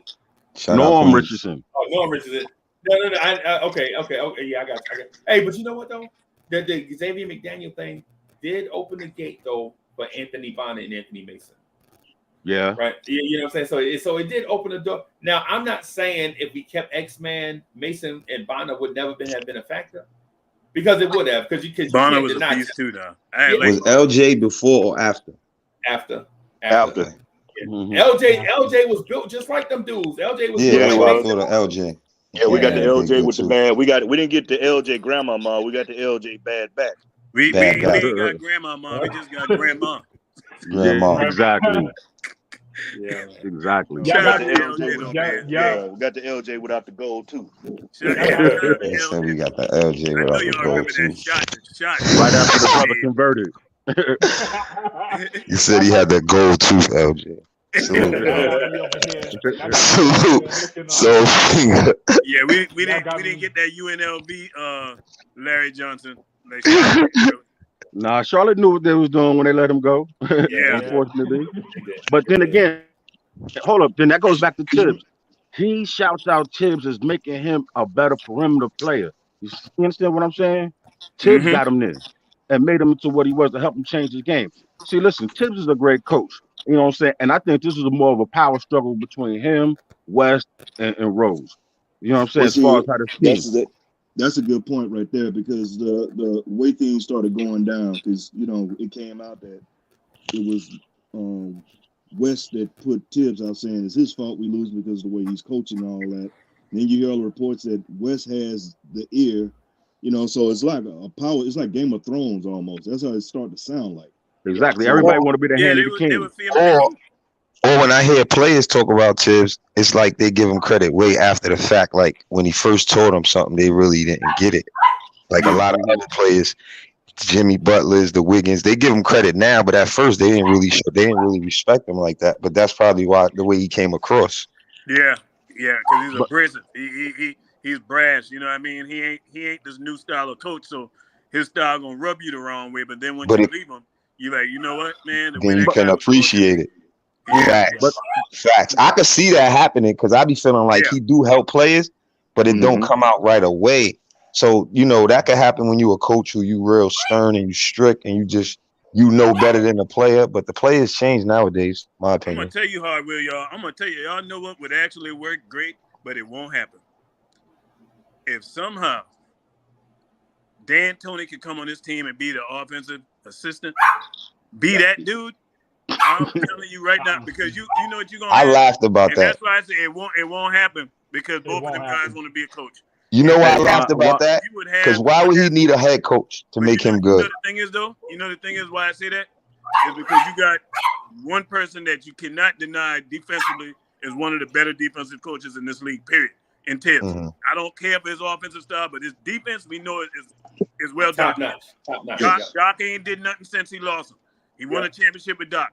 So, and then when you look at offensive, everybody know, and their mama know, that Dan Tony know how to coach an offense. Okay, but he can coach an offense. Those are all great ideas. I'm sorry to cut you off, bro. Yeah, but this last thing, and I'll kick it back to you, Corey. This is the thing about him. What's been our major deficiency? Every God that man gets his hand on. Yep. Come on, let's talk about it. Yeah, I could kind of feel that, but that's a lot of another ego play. Who gonna swallow their pride? That's both of them would have to swallow it. Yeah, but I honestly feel like that young man we got right there who's sitting behind Tibbs, Johnny Bryant, is an offensive juggernaut. You know what I'm saying? You just gotta give him. You gotta let him loose a little bit. You know what I'm saying? This total autonomy thing needs to be broken up just a little bit. Yeah, you know what I'm saying? Yeah. It needs to be broken up just a little bit, and this man needs to bring more ideas in. But now, going back to the team and these young players, I kind of felt like Tibbs really he wanted to prove a point, and he wanted to tell Leon, you gave me junk, and so I'm gonna run this junk into the ground until you understand that this is junk. And also, too, the reason why he didn't play a lot of them young players is because he didn't want their confidence to get broken. New York media will chew you up and spit you out if you ain't ready for it. You got that right, man. We've seen plenty come and go. Exactly. It got to them bright lights. Yeah. And them lights got them look like the battery about to die, like their alternator dying on the car. Yeah. Exactly. But also too, now with that said, but now giving them all the young players the keys at the end of the season, help them build up confidence. Let them show them what they can do. Give them tape to go back on and build upon. You understand what I'm saying? So all this star chasing, I'm through with it. I'm tired of looking at the clickbait. I'm tired of looking at the clickbait. I'm tired of hearing the other podcasters talking about this. I'm tired of, the Knicks fan base being cannibalistic. You know what I'm saying? Yeah. If we just, you know what I'm saying? Listen, I hate to be the one, you got to think, listen. Last season was not an anomaly, but it was a great year. We ran that and we tried to add to it again, like making box macaroni and cheese this year. And that still didn't work. I understand what I'm saying? So now let's dismantle that crap. Let's take what we got, get rid of that old garbage, keep about 2-3 good vets. You know what I'm saying? I'm all about keeping my man Derrick Rose. Yeah, got you know what I'm saying? Taj. Yeah. You know what I'm saying? Nerlens Noel got to go. Beat it, homie. Yeah, he been stealing money all year. Yeah. He got to go. Fournier, he's better off going somewhere else. We can get a lot for him because he's a playoff piece and they need him. You see a lot of these teams that didn't make it in the playoffs go further. It's because they like a player like him. Y'all can go have they need him. that shooting. They need that shooting. Yeah. Here, give me back something. You understand what I'm saying? You know, Burks, he's a solid player. I think he's a very humble player, which he'll Yeah. help make young players better. I would keep him, and everything else I start from scratch again. Hey, Real Mr. Yeah, but talk. Corey, only let me. Oh, go ahead. just the only problem with the Burks, and I like Burks, and I'm rocking with you what you're saying there, Corey, is that you have to save Tibbs from himself because we know good and doggone well he gonna find a way to Nah, shoehorn. I feel you on that, and we got to keep him from jumping out the window with that psychotic stuff. I get Yeah, with you on that, and that's Leon putting the foot down him like, yo, come on, don't do that, man. You know what I'm saying? Yeah, Come on, let's he be got smart to about this. step in for real. Right. And but let me ask you this I don't think because I'm sorry, Howard. Let me ask him this, and I promise I no get out of the problem. way. No All right. problem. Got free. So because he brought up 3 good points, man, and a lot of times like this is what I used to talk to Ray about. Like Ray would come in and spit like 7 good points, and we only remember the last one. You know what I'm saying?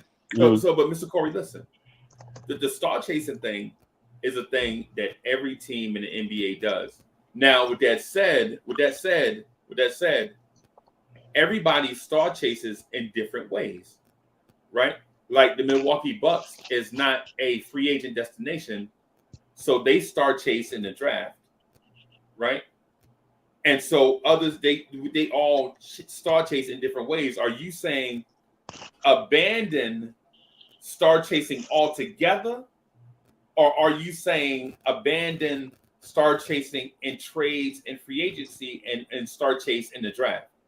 I just want to be clear on this. I'm saying this is my point, and I'm gonna make this very clear. Okay, listen, ship players off that we know that are not providing nothing for our future. Randall is a great. Oh, I loved him. He did a great job. I'm not. He deserved all the accolades he got last year. But Right. send him someplace else because he ain't Right. built for the city. Right. Okay, now start chasing. I'm talking about. Listen, trade him, send him somewhere, give back somebody who's up there, who's up in the top 10 or top 5. You understand what I'm saying? And then get back. You know what I'm saying? The pieces we can get a piece like Ben Mathurin or maybe a Jaden Ivey. You know what I'm saying? Somebody like that. But they can be groomed with the. Listen, what I'm saying about R.J. Barrett is a leader. Mm-hmm. And them guys will follow him. They will follow him if he sets the pace in the stone, sets the pace. Right. You know what I'm saying? They will follow him. You know, we can't. We got to get. If we're gonna get a vet in here, we gotta get a vet who's not gonna step on his growth. You understand what I'm saying? Because that's what we're trying to do. We're trying to build long, sustaining winning. We're not trying to fix and plug and play and push people in and out. For example, the best example I can honestly say is Memphis. Memphis created their own stars. You understand what I'm saying? Memphis is built. We got to act like we're a small market team. You know what, Corey? I get exactly what you're saying, and it's not. We ain't got to act like a small market team. We just got to act like a smart team. Because smart teams build through the draft first, and then you plug in your vets. But we've been doing it the opposite way since Patrick Ewing of trying to star chase. So what I'm hearing you say is exactly what I'm saying. All that ammunition we got sitting, Leon, spend that thing and jump up and go get one of these guys, man. Give Load up up that gun and bust it. It's like when we said pick a direction. Go get somebody. Yeah. Go get somebody. We said this a while ago, Freeze. They got to pick a direction. Right. Yeah, man. If they do, I think it's the problem because it's like the fans, the Mecca, the Garden, like they always trying to make it seem like they're gonna bring a superstar. That's why I mentioned in reference to bringing, Leon Rose and these guys because they're supposed to have relationships with superstars. Mm-hmm. But my thing is, like what Corey's saying, and that was my whole point. Only thing I didn't agree about with last season, once you see it's not working, then you're supposed to go into development mode. I feel like if we have vets, they're supposed to get us to the playoffs to teach our young players some more things, not losing. You can't teach a young guy losing. You losing. You know what I'm saying? How can they learn from a Fournier and these type of players? You know what I'm saying? You need guys who got a dribble package, who really know how to play. If they're gonna come over here and help the team, that's different. And like he said, in a way, you don't need a star who's gonna really step on RJ toes, but if he's better, RJ can still learn from him as well. if they still trying to win now, because if Tibbs is there, this is a win now situation. If you're gonna keep it real, what you seeing, and be honest with what you really seeing, win now mode all the way. Is he gonna change his style? I don't think so. I don't think You so gotta neither. force his hand. You gotta You force can't his force hand. his hand. Let me tell you why you can't. Because if me and you had a relationship, and you mentioned it a little while ago, how he made decisions off of pieces that we gave him that he didn't like. If I was Leon Rose and these guys, right? So that wasn't making our relationship smooth. So now that we gave you another opportunity, we're gonna let you make your own decisions somewhat, you know. And if you burn by it, then you're gonna be going by it. Because Well, I'll tell you like Tibbs this. Tibbs is not willing to really go through. I think he know he not gonna be here when we gonna be somebody. Yeah. And it's a lot of teams, just like Boston, right? I give Ainge credit for Boston because he made the move Right. false for Tatum and get Brown. And remember, this season they were saying And that Marcus Boston Smart. wasn't good and trade them. And that's why I don't listen to a lot of these guys. They don't know. Those guys was just getting it together. Now they got a better coach, got things in order. But that just made me think about it, how sometimes a coach can help players get better, and then a couple years later, the team gets better. You know what I mean? And that's what Ainge did for Boston. Now, when we get another coach, I think it needs to be a young coach that's going to be with the developing side. And I heard somebody say it earlier in reference to Tibbs just saying he's going to develop. That could be a way you could save his job, I think.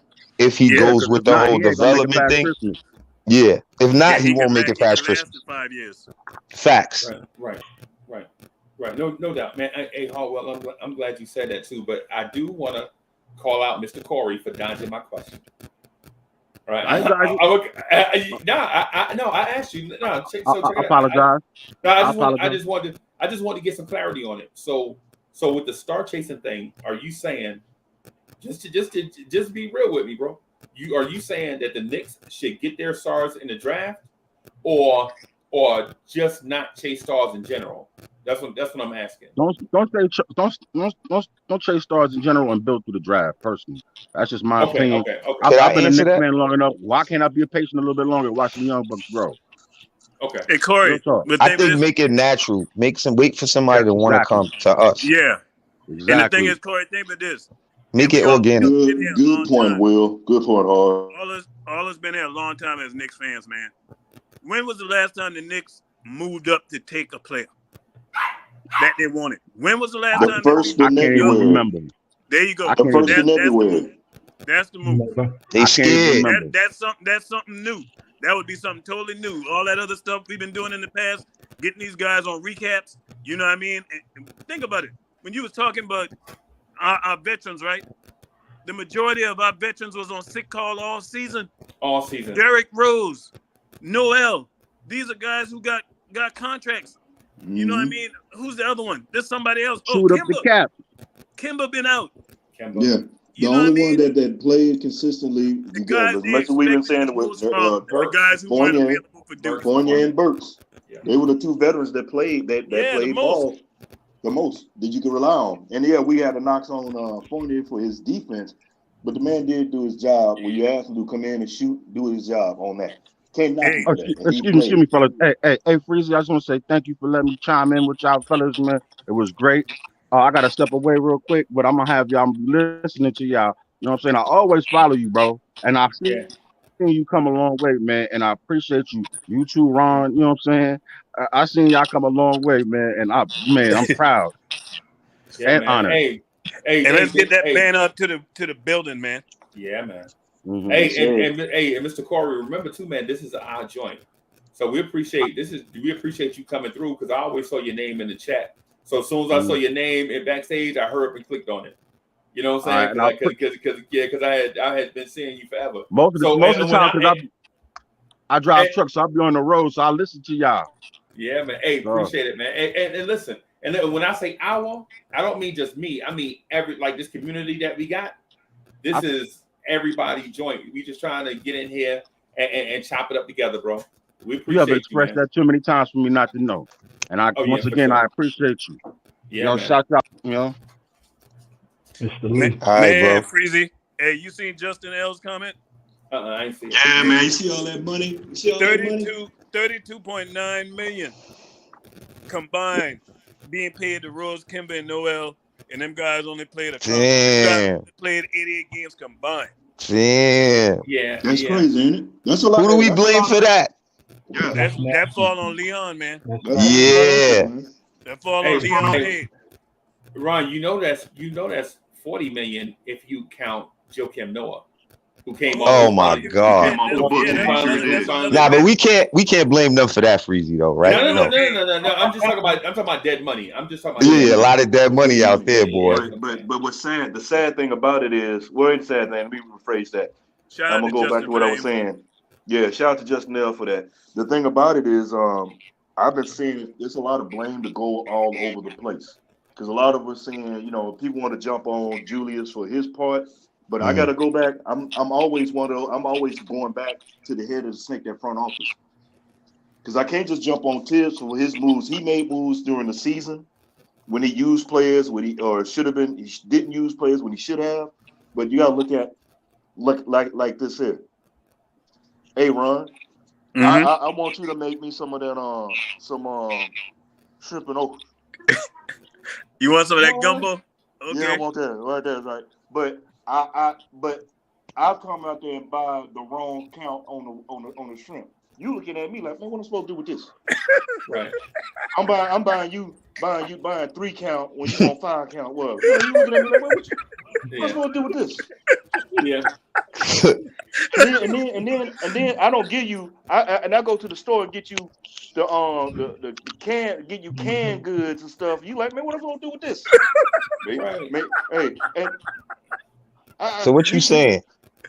What I'm saying is the front office played a big part in the situation we in. I hear you loud and clear. The clear. blame goes all the way around. But you brought in the wrong. You re-signed. You ran it back with the wrong with cats that shouldn't have been brought back. I think they was high off of what they did the season before. And Hardwell, and I'm glad you said that. That's why I think with that, man. I always think with this all the time, man. Coming up that 4 seed, we had the money and we had the power. Oh, everybody was high stepping around here, man. We had the money and we had the draft picks, man. Hey, I could have went and find us what we needed.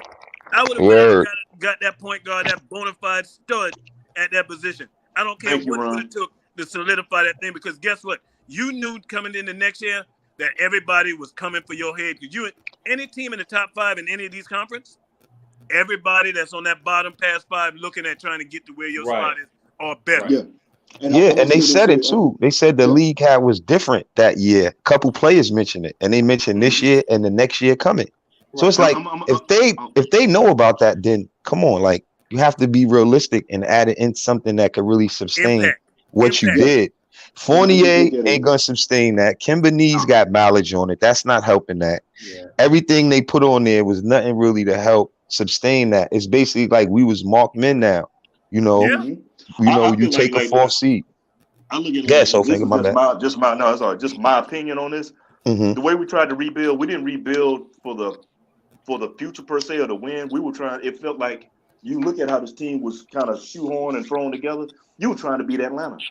That's the only thing you're looking at. That's it. You were just trying to beat Atlanta. You weren't trying to take it to the next level. You trying to get back to that 4th seed and just beat Atlanta. But that's not good for players and coaches to think that they could just do that. Because it's throwing a Band-Aid on something. But this is the thing I wanted to say to Ron, right? Ron, the fans didn't want much, bro. All we wanted was a Dennis Schroeder type player and a Kelly Oubre type player. And we would have been rolling. Because remember we kept saying the thing was there. You knew Tom wanted defense, and you know you got to have defense regardless of how many offense you can have. Right. But the offensive guys were there, and offensive and defensive players was there, where you still get to keep your identity defensively, but you get better offensively as a unit. But that's what I'm saying, Ron. But what I'm saying to the point, though, what I'm getting is you could have ran it completely back with everybody and just added Schroeder and Kelly Oubre. Yeah, because when you lose Bullock and you don't replace that defensive intensity and what he did for the team, that plays a part. Not saying we didn't need more than that, because remember when we did it, we was under the radar. Kelly Oubre I'm gonna tell you what I was looking at his stats on Basketball Reference. For Oh, people he who would have are been great. knocking, that man was averaging like 18 points on 26 minutes. He's a two-way player. That's what I was saying. I was saying that I was jumping up and down What's about up, some Jay Kelly Boogie? Oubre, man. Shout out to Jay Boogie in the building. Yeah, shout out to the closer. Shout out to the closer in the building, man. Oh, y'all good? Y'all good? What's up, man? Go ahead, keep rocking. You know, I'm at the combine right now. You know what I'm saying? Shout out to y'all great men on doing what y'all do. Shout out to everybody in the chat. But I'm at the combine, you know, I'm tuned all the way in. I'm looking, I'm scouting, because you know what I'm saying, I see a lot of things. I just finished watching that boy Andrew Nevitt, you know what I'm saying, from Gonzaga. For those who don't know who he is, just dropped 26 points and 11 assists. You know what I'm saying? People keep talking about guys like that, you know what I'm saying? But we need to this year, I think we need to start paying attention to guys who are great at doing certain things and appreciate what they can do and stop, you know, worried about so much of what they can't do and learn how to develop the things that they can't do. You know what I'm saying? When it comes to this draft, I want us to start drafting people who are number one at their positions. We can't get the number one point guard this year.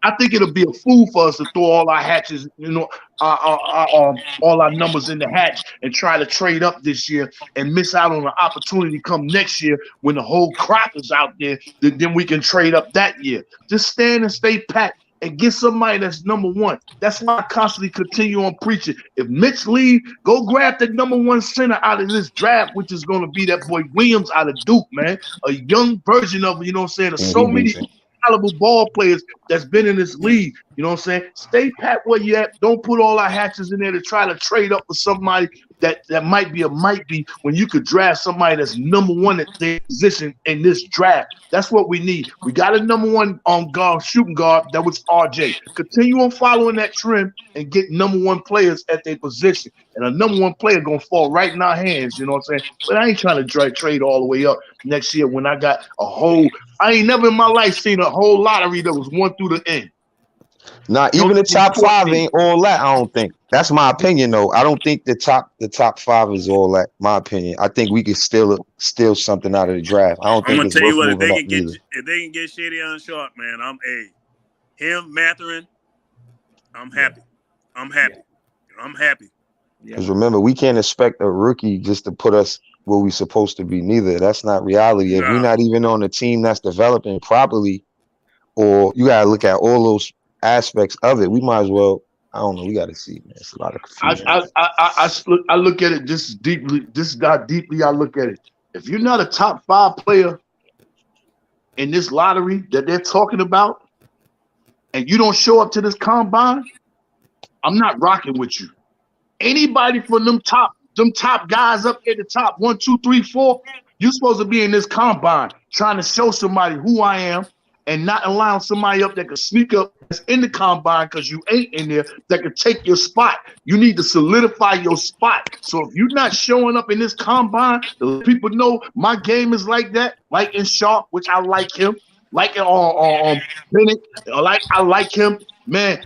You hold something back. You're scared to be exposed. Because last year I watched that boy over there in Denver.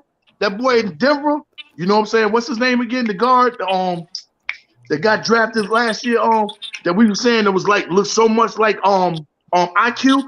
I watched him expose. I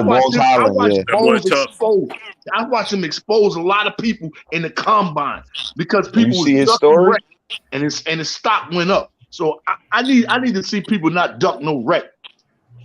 I'm gonna see his story, right? You see how he made it, right? We're gonna find out a lot about this front office because really, when I heard that report with your boy. What's the reporter? Man, Berman. I keep going back to Berman.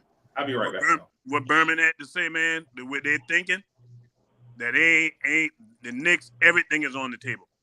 That lets me know they ain't sitting on their hands this year because of the mess they created this year. Yeah, Tibbs got to hang himself. They can't afford to mess this up because if they mess this up, man, year 4 they might be up out of the door, man.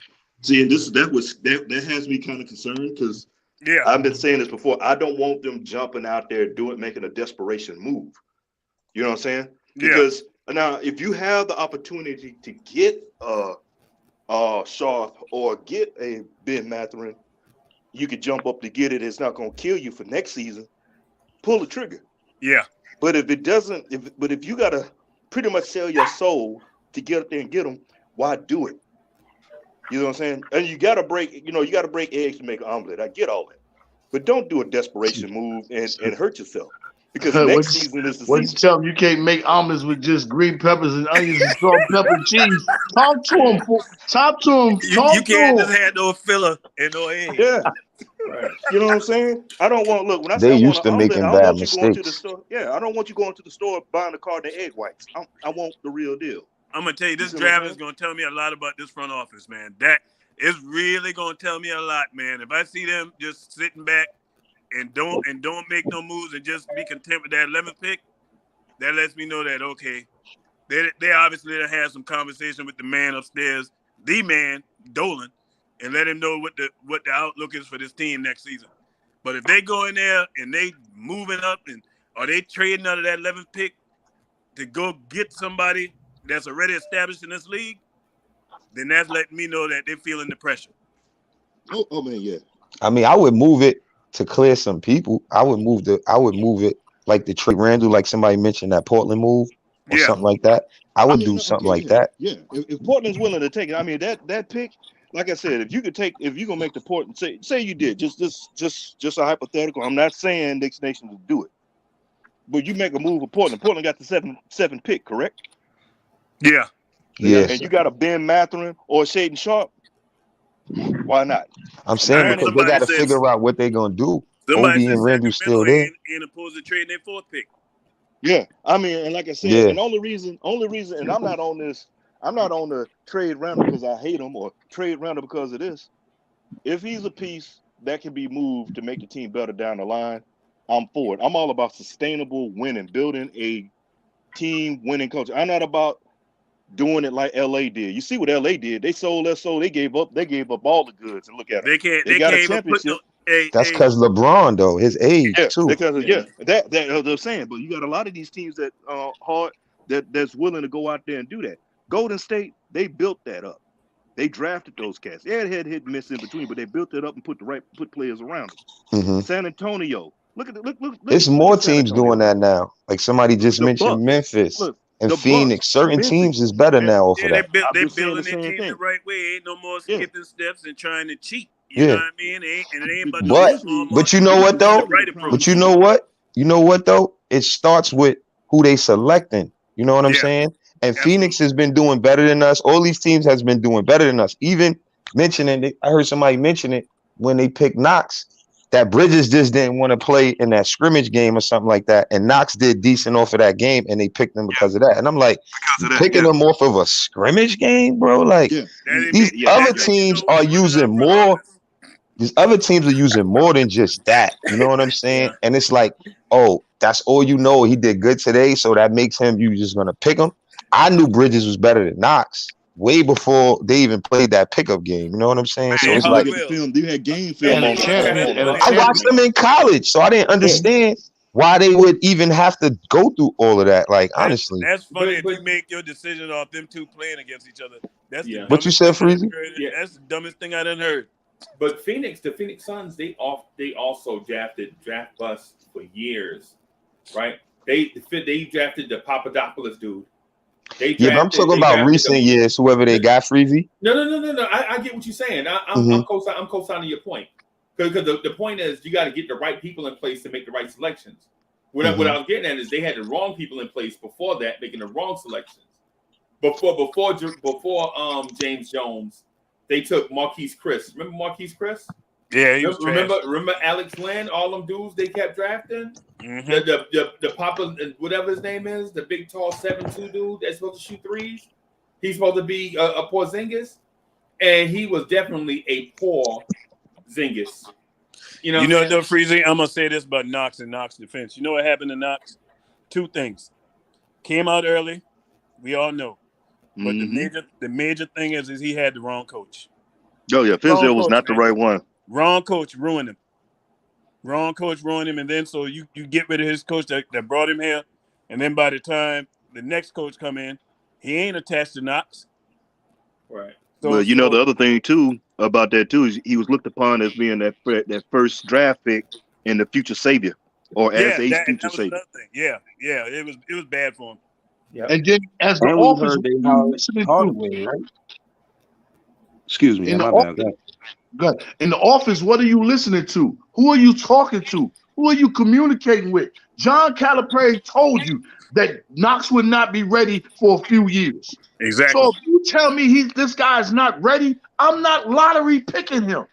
Exactly, This Boogie. dude Tell it. knows how to go in the hood and grab these guys and one done them. If he tell you he's not ready, again. I'm not going to get him when this guy know how to go in the hood and grab him and one done him. Point blank. Mm-hmm.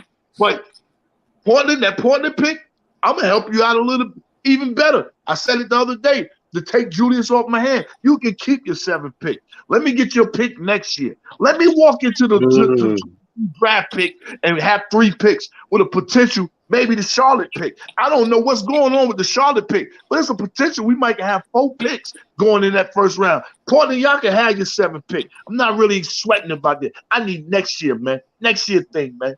Bring me that. Yeah. I mean, next year look like it's gonna be some fire, and then on that whole thing, I just wanna follow up behind on what Boogie had to say regarding that Knox. His college coach said he wasn't ready. He's a project. Listen to what he's saying. He's a project. He needs time to develop. He told him he need to come back. Right. His coach said that. So when that Steve Mills and them guys, Steve Mills and Perry. Yeah. And Fizdale. Fizdale was the one who jumped up and down because that was his. Fizdale wanted him. That was his rook. That was his rook. Yeah, blame it on Calvin. That's why Cam ran up on him and Calvin. So that whole thing was crazy in itself. You put him out there in his rookie season, let him go and make the mistakes. Then the second season, you trying to save your job, and you buried him up under the bleachers. But that's the crazy thing, though. The first year the man was on the all-rookie team. Yeah. The man was on the all-rookie team. He even had a 30-piece nugget. Against Ben Simmons. Against Philly. But he baptized Ben Simmons. Posted Ben Simmons. Yes, he was. He baptized the next season, you had this guy fighting for his roster spot. So that means he wouldn't run. He couldn't run. I got to correct you. He wasn't fighting for his roster spot. That man got jettisoned. He got jettisoned over the side. And again, the organization, they should have never drafted him in the first place. Well, we already been down that road. I ain't even go down there, man. Ain't no need beat it there. Yeah, don't even going to open it's up. more blame on Shout out to Harlem Girl. Harlem Yeah, Girl said wrong coach and definitely wrong team for Knox. Right. Absolutely. So Paris Duggar, thank you for your generous contribution. Paris Duggar says his fan base keeps desiring players that would snatch RJ's spot. Mathurin, Shaw, Malachi Branham are coming to take it. They ain't respectful of Obi. Okay. I'm gonna tell you this. Obi taking that starting spot this year. I'm gonna tell you all that, man. I'm getting ready to run, man. I think Obi confidence is off the meter right now. Yeah. And the one thing we know, once a player has confidence, they know they can play in this league. You at their mercy, man. Yes, sir. And so with that, hey, y'all keep doing your thing, man. Shout out to the chat, man. Hey, y'all keep that conversation coming. I'm gonna keep listening, man. I got man. Yo. All right. Salute. All right, man. Easy to run. I'm gonna tell you like this here. I don't want Ben Mathurin to take RJ's spot. I'm not looking for that. I'm looking for him to be a part of the puzzle. That's what I want. Because he's it should be none of that anyway. Because if correct me if I'm wrong, Ben Mathurin, and I know Freezy, because this was your guy. Yeah. Freezy, you were stumping hard for some Ben Mathurin originally. Actually, you stumped so hard that made me even start looking at him. I still like Mathurin. I just like the combination. I just like the combination of Allen Houston and Latrell Sprewell in the same body. Yeah, I'm with you on that. My thing is, correct me if I'm wrong, he can play the 3, right? He can play the 2 and the 3, right? In today's NBA, he can play. Okay. I mean, why can't we have both? Man, they put Fournier there and move RJ from his spot, man. Come on, man. That's what I'm saying. RJ, that was a travesty right there. Yeah, look at the moves they made. And that's what I wanted to say earlier when they talked about RJ. I'm like, he didn't even have a rollout yet the correct way. It was things was to me, it wasn't strategized right. You know what I'm saying? Okay. So hopefully it'll be better. And even if they do bring in one of them young cats, he could play the 2 or the 3. You know what I'm saying? The problem is going to be like what y'all just mentioned with the Obi and the Randall situation. You know, they need to figure that out. And I just think that nobody should come in thinking that a player going to come in and take somebody's spot like that, because we need a team. We need players that can play together and help. Because around the NBA and the East, it's a lot of superstar teams with 3 superstars on it, 2 at least. Mm-hmm.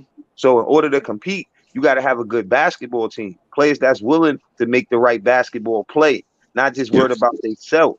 That's what good basketball is, like what Marcus Smart is doing. You looking at basketball playoff, you got to make the right play. You know what I'm trying to say? So that's what the Knicks need, players who going to pass the ball, hit the open shot, and know they're going to get the ball if they open, so they ready to hit the shot. You know what I'm saying? That's a way we could grow. And if you get a couple more studs, then we could be all right. And then a superstar may want to join later, just come without us having to give up everything for him. I think that's a better way for us just to build and fix our culture. Because past history says we give up everything that we believed in, everything that we drafted and believed in for a player that don't get us nowhere. So can't follow that. I'm with you on the see. I'm on that thing of let the superstar come to us instead of us running to the superstar. We look thirsty. We've been thirsting for so long. We've been point guard thirsty. We've been superstar thirsty. You know, we need to get us stuff together. It's a shame how Brooklyn had people wanting to come to them because why? And I hate the fact that they did it, but I got to give them the props on this. Mainly what they had with Kenny Atkinson. He built that young talent up, even though they were stupid and shipped it all out. But they built those young players up to make them more attractive, to get people to want to come to them. And that's what we got to do. Build it through the draft, man, and let the superstar come to us. Okay. Or you never know. You draft your own superstar, and then you got it, and then even more people want to come play with you. Exactly. What's good, Charlie Ward? What's good? How y'all doing? What's up, Uncle Freezy? Cold fingers. What's going on? Who that Hardwell? What's up, man? What up, bro? That J Boogie? Yo, what's up, man? You know it's your time of the year, rumor time. What you got? Chilling, man. Ain't nothing coming up, man. This same old thing, man. You ain't called Charlie Ward to get the inside scoop. What's up? Inside scoop. Man, tell you, I'm trying to tell y'all, man. They had to wait to see what Mitch and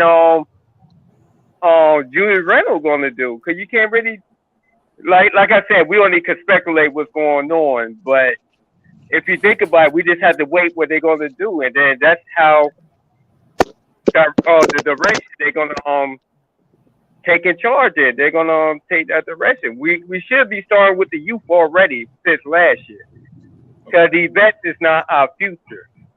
So we should have started with them last year. Like with McBride, we don't even know where he is, because he only played 10 games at the end of the season. That's what I was mad about, man.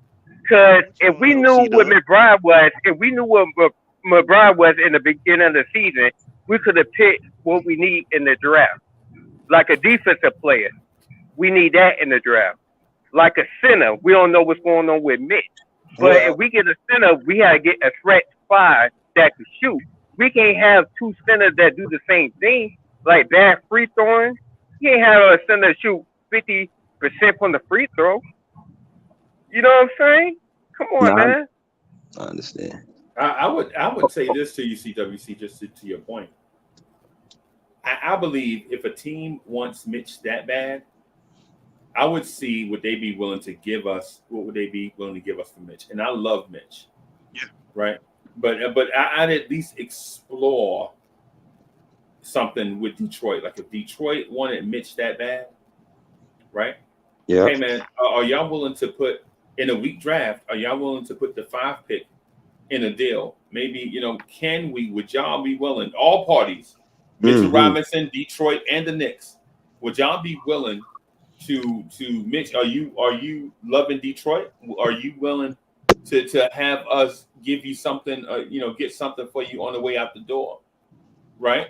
You know what I'm saying? Like for instance, because in theory, it's a come up for us, right? Fact. Because we're taking a 2nd round pick groomed him, developed him, and trading him for, along with our top 10 or top 11 pick, for a top 5 pick, would they be willing to accept Mitchell Robinson in 11 for number 5?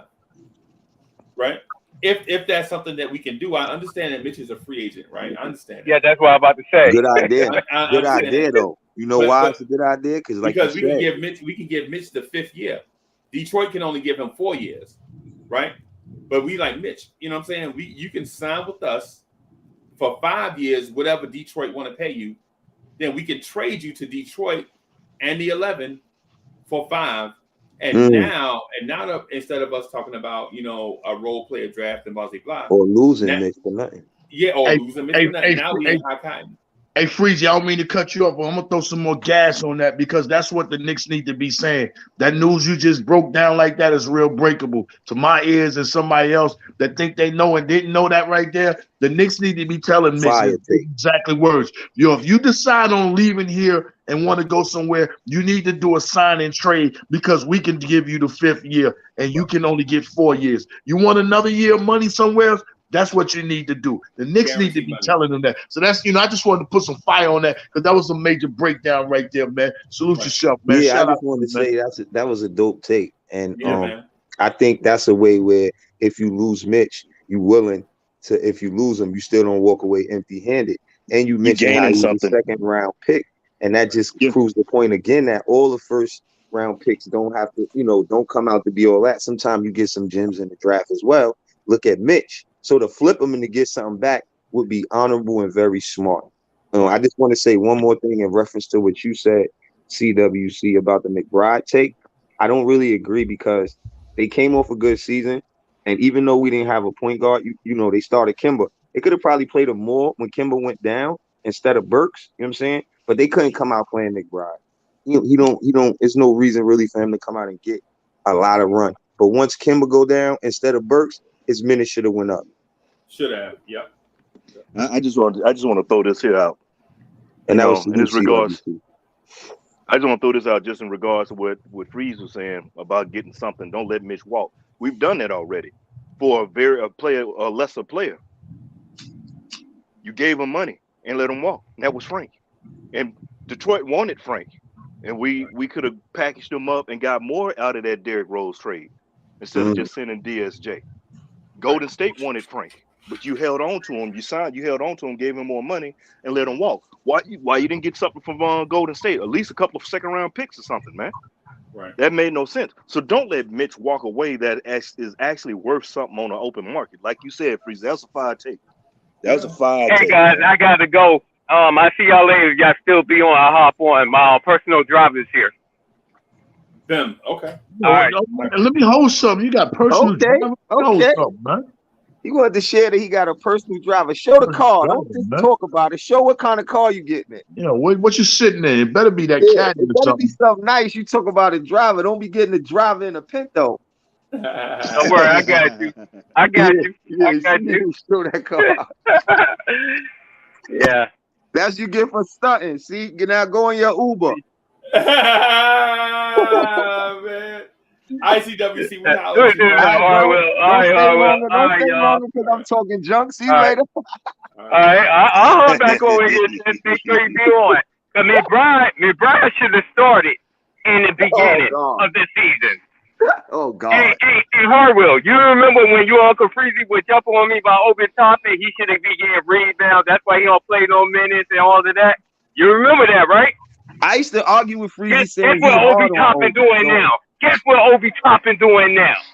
No, that was just me, bro. Yeah, exactly. No, Freezy, you right. Put some respect on his name. At one time, I was being hard on Obi. Yeah. I was looking at it through your lens, saying he should show more, which was true at the time when he get an opportunity. But I always said that. But Harwell, he was only playing 11 minutes, man. Yeah, but hold on. You got to listen to what the point was. The point was that you got to earn more minutes, and he was going through something. So he had to learn how to just play through it. That's why you hear Tip saying he was positive. Make sure y'all be on later, because I'm going to be on here and represent. All right. Y'all better come with some heat, because I'm going to come with fire. Hey, fellas. Hey, I gotta get my Eric B. Rakim on and move the crowd. but I'll be listening to you. I try to hop out on, want to get everything wrapped up. All right, boss. All right, so All right. salute. Be easy, fellas. No doubt, baby. Have a great afternoon. Great weekend to y'all guys. Man, everybody getting out of here. Okay, all right. Well, not everybody, but more time for me. Yeah, man. But yeah, man. So the thing is I want to mention about Mitch and other possibilities. I think the front office, this is their time to look at the opportunity to be creative in acquiring talent. Like star chasing doesn't necessarily mean you always got to back up the Brinks truck. Like in this case, man, doing the thing with Mitch, I think gives us the opportunity to pick at 5, or you trade up to 5, and if the guy that you want is not there, then you can always trade into next year's draft using that pick. You know what I'm saying? Mm-hmm. It's just a bunch of possibilities, man. My frustration with the Knicks front office is that it seems as if the Knicks don't ever or this front office don't ever make these aggressive steps forward. We saw the aggressive step back, right? But now in real time, we're like, wow, man, they getting all these second round picks. It's gonna be something. Now it's time to do something with them second round picks. What they gonna do? Freeze. Do you think it's uncertainty? Like they just hired Tim Hardaway Sr. I heard as a scout, right? Like to me, I'm not saying he don't know the game, you know what I'm saying? But I mean, I know they're trying to hire NBA players, maybe. I don't know. But I don't know, maybe they gotta hire some younger scouts maybe to help them look at the younger players coming up and watch them longer, maybe, keep their eye on players, or have people working for them that know top high schoolers and top college players. It seems like they don't know really from past who they've been drafted, even though with the Mitch situation, I knew Mitch was going to be decent the way he just left. But it's a lot of things that I just look at the decisions that they have made. And then even by them hiring Leon Rose, it just looked like to me as a desperate move. You know what I mean? Right. Like we need some people that could get these people in here and not just really look at it like how other teams build. Even Golden State, they built through the draft. That's their players mainly that won for them. Yeah. So it looks weird. It's frustrating hearing you say it like that, man. Not frustrating that you said it. No, I know what you mean. But I'm talking about the info. Like when I'm processing what you're saying, man. Like even what you broke down on the whole deal with Detroit, like Jay Boogie just saying, we talk all the time.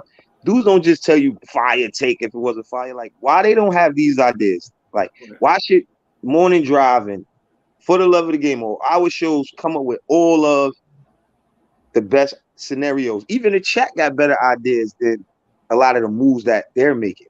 Right. I'm just hoping that, they don't do it again on this trip. Because I think that even if those guys is trying to make us young and new and fresh, because kind of I think they were, but Tibbs was kind of clashing with them. Yeah. So where it's like he's not with that, but that's what y'all want to do. So it's like it has to be a coach who's gonna be comfortable rebuilding and know he's not gonna get fired for rebuilding. Right. And the fans could know, and then it just makes more sense to where we know we're gonna be competing again in a couple of years, or you know what I'm saying? Because at the end of the day, when you play your young guys like Detroit and these other teams, they knew they wasn't making the playoffs. And look at they seed in the draft. Look at where they picking at in the draft. Right. And they still kind of got their young players ready to go for next season. So in 2 to 3 years, and look at the games Sadiq Bey had and these players on Detroit, big 50-point games, because he's not worried about coming out for the smallest mistake because they know that they rebuilding and that he's already playing at a higher level because of that. And that's why I was critical about how OB and certain players got treated, because we're not winning now, Tibbs. Right. So why treat our future this way? Right. So the point is you have to know when to push the button on stop to say we're not going nowhere and we have to do XYZ. But I think it's because of the Knicks, the fan base, everything, Dolan, that they have to make it seem like, the Knicks got another. No, we don't. We have to really earn our way back in contention again. Contention, and then it's a difference. Not just popping up out of nowhere and thinking it's solidified in the season with no fans and all of that kind of stuff. You know, even Marcus Smart or Patrick Beverly, one of them said it. A lot of people don't respect that Lakers championship because they knew the next season and this season that just passed and next season coming is going to be crazy. Right. And that is how these seasons played out to be. When you look around, every team got good players on it. So you got to be realistic, man. You can't be out here thinking because you did something under the radar that you just going to do it again. And you know your players aren't better than 7 teams in the East. Your team isn't better than most of the East, realistically, on paper.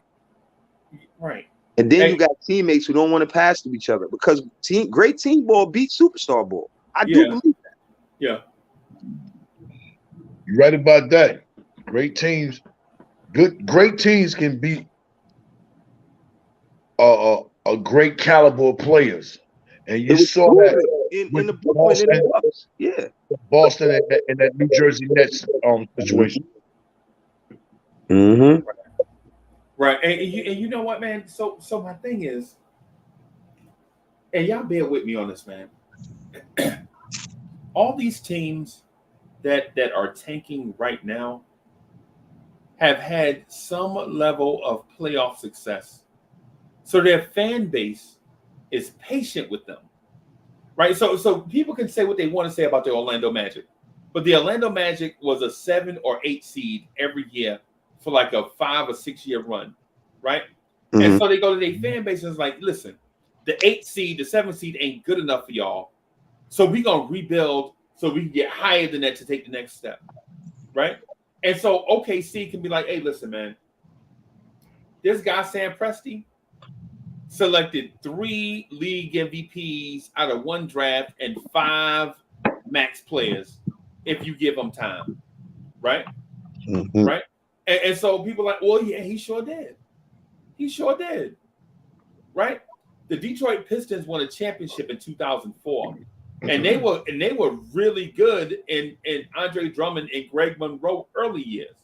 They just couldn't get over the hump because Indiana was good and Chicago was good and those teams. But the Knicks, aside from the Knicks tape year, what has this team really done in the last 20 seasons?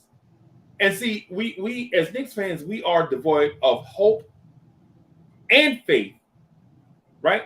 Like some of us, we just don't have faith that any front office is going to come here and do something because we think we're smarter than them. And you know what? For the most part, we are, right? And we don't hope on stuff because we know hope is not a strategy, right? Mm-hmm. Hope is not a strategy, man. And so what the Knicks need, I think what this front office need to do, man, honestly,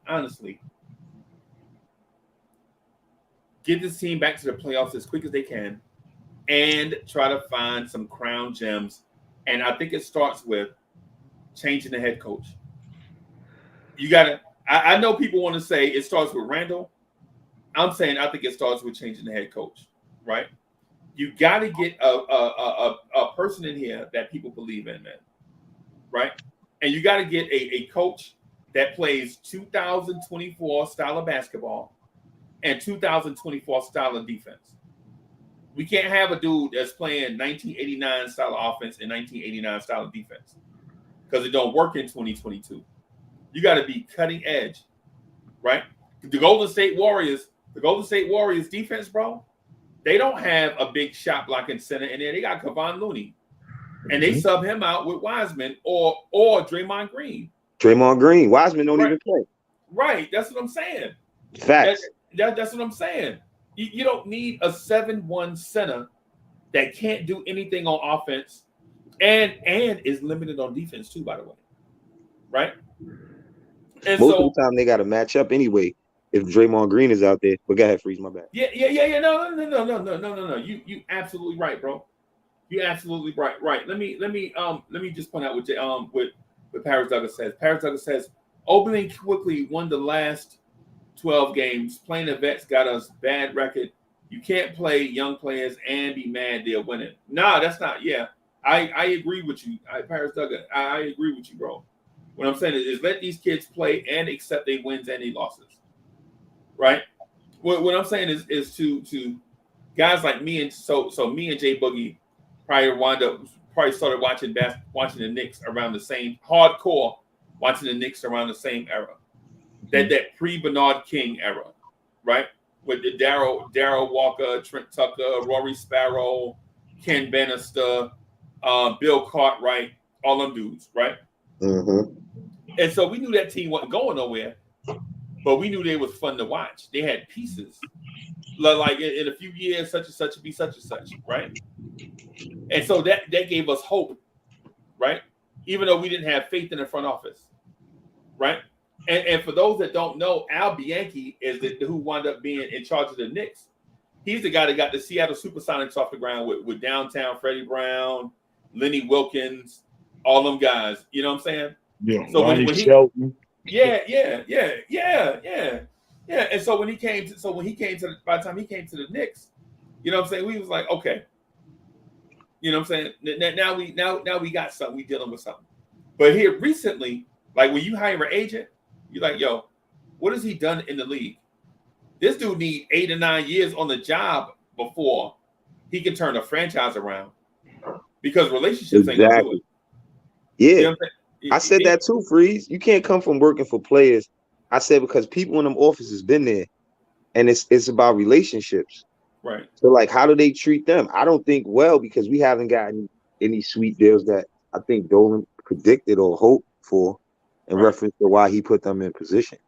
But what I wanted to say in reference to what you were saying was like, when I look at other teams that are good, like even the Warriors, I hate to keep using the Warriors, there's other teams too, but I think I give Poole credit because Steph, you know what I'm saying? Steph, you got to get a player in place, kind of, you know, and a good coach. So a good coach and a floor general, right? That's what help your young players learn how to be good players fast. Yeah. But it seems like when a player come out of the draft, right, we don't know how he's going to be. You know what I'm saying? But other teams get players and they seem to flourish better or more than some of our players, right? So that has a lot to do with how they're handled, because we dealing with younger kids now, different generation of youth. That's why you see teams putting younger coaches on their staff so they can relate to them. You know what I'm saying? But you can't have younger coaches doing that and then the head coach spazzing out. Like when you look at Udoka and you look at certain coaches, they know how to communicate with these players, because these players are not like how we was when we was younger. We just had to tolerate coaches halfway spitting and yelling and all that. You know what I'm saying? Smelling like cigars and Newports all in your face. Spitball on his mouth, yelling and shit. All that stuff we had to deal with. And me and Jay Boogie know we from Queens, so it's rough with the coaches, right? But the game was different because it was more like get a ball to the big man. And, you know, Iverson came out and made it more where you could play with the ball and stuff like that. But the point I'm making is you was being coached hard. It was like get a ball to the big man. You know, it was different. So now that these kids have all this talent and the game is different, you can't coach them the same way. You got to find a way to communicate with these guys. You know what I'm trying to say? To keep them wanting to come and give you 110% the next day. You can't just shatter their confidence the way he dealt with Obi and certain players, because this is going to be our future. You just set us back 2 years because we didn't even make the play-in. Right. And that always been my point. So I think, you know, a lot of players gotta get either the playing time or give them confidence, or have a player in front of them, right, Freeze, that they can understand why they're not playing. Right. And see the playoffs and different things to understand the sacrifice more. Right. You can't sit me here and I know I'm better than this dude you playing, and we not making the play-in, and you drafted. Right. That don't make sense. It's confusion. Right. Right. You value, and the thing is, the Knicks valued Obi. That's why they drafted him so high. But they wasn't sure about Randall at the time. So just because of that season he had, now it's just believe Obi. But that's just Tibbs, I think. My opinion. Yeah.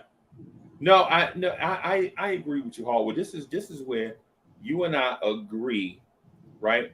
And I think people don't understand that we agree in different ways.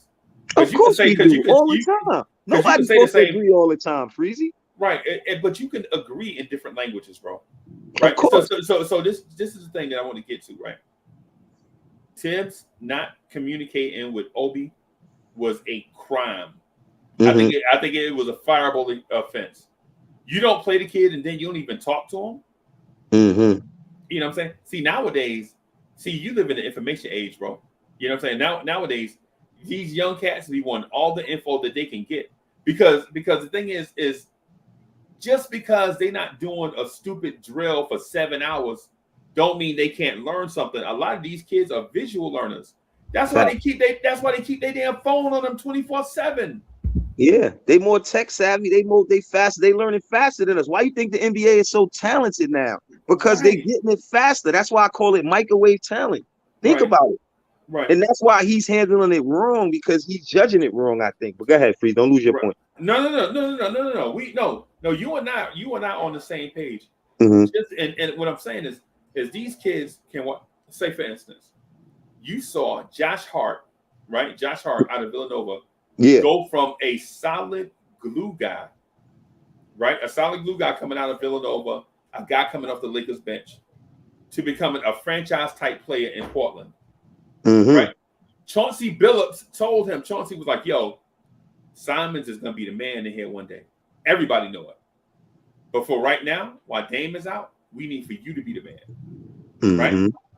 And so how does a Josh Hart go from being, you know what I'm saying, a solid veteran, a young veteran guy, team guy, glue guy, to a guy that is in charge of the offense and in charge of the defense, right?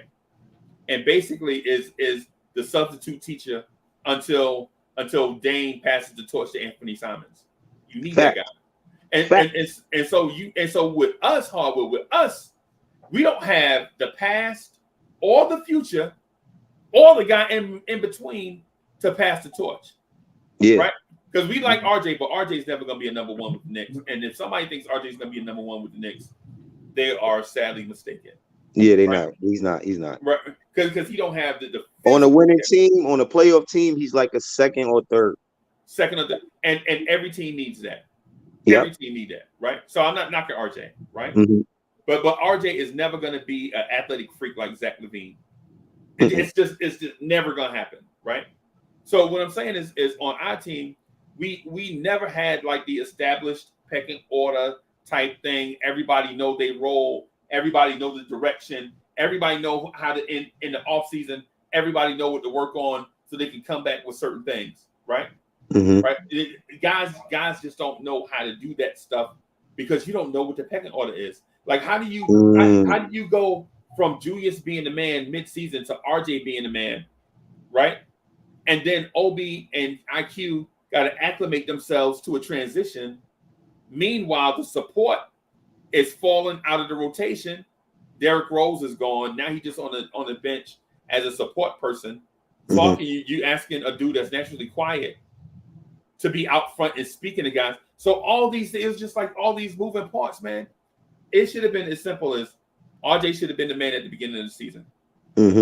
Right? The kids should have been a priority, right? And you tell them we made the playoffs last year. It's up to y'all to get us back to the playoffs this year.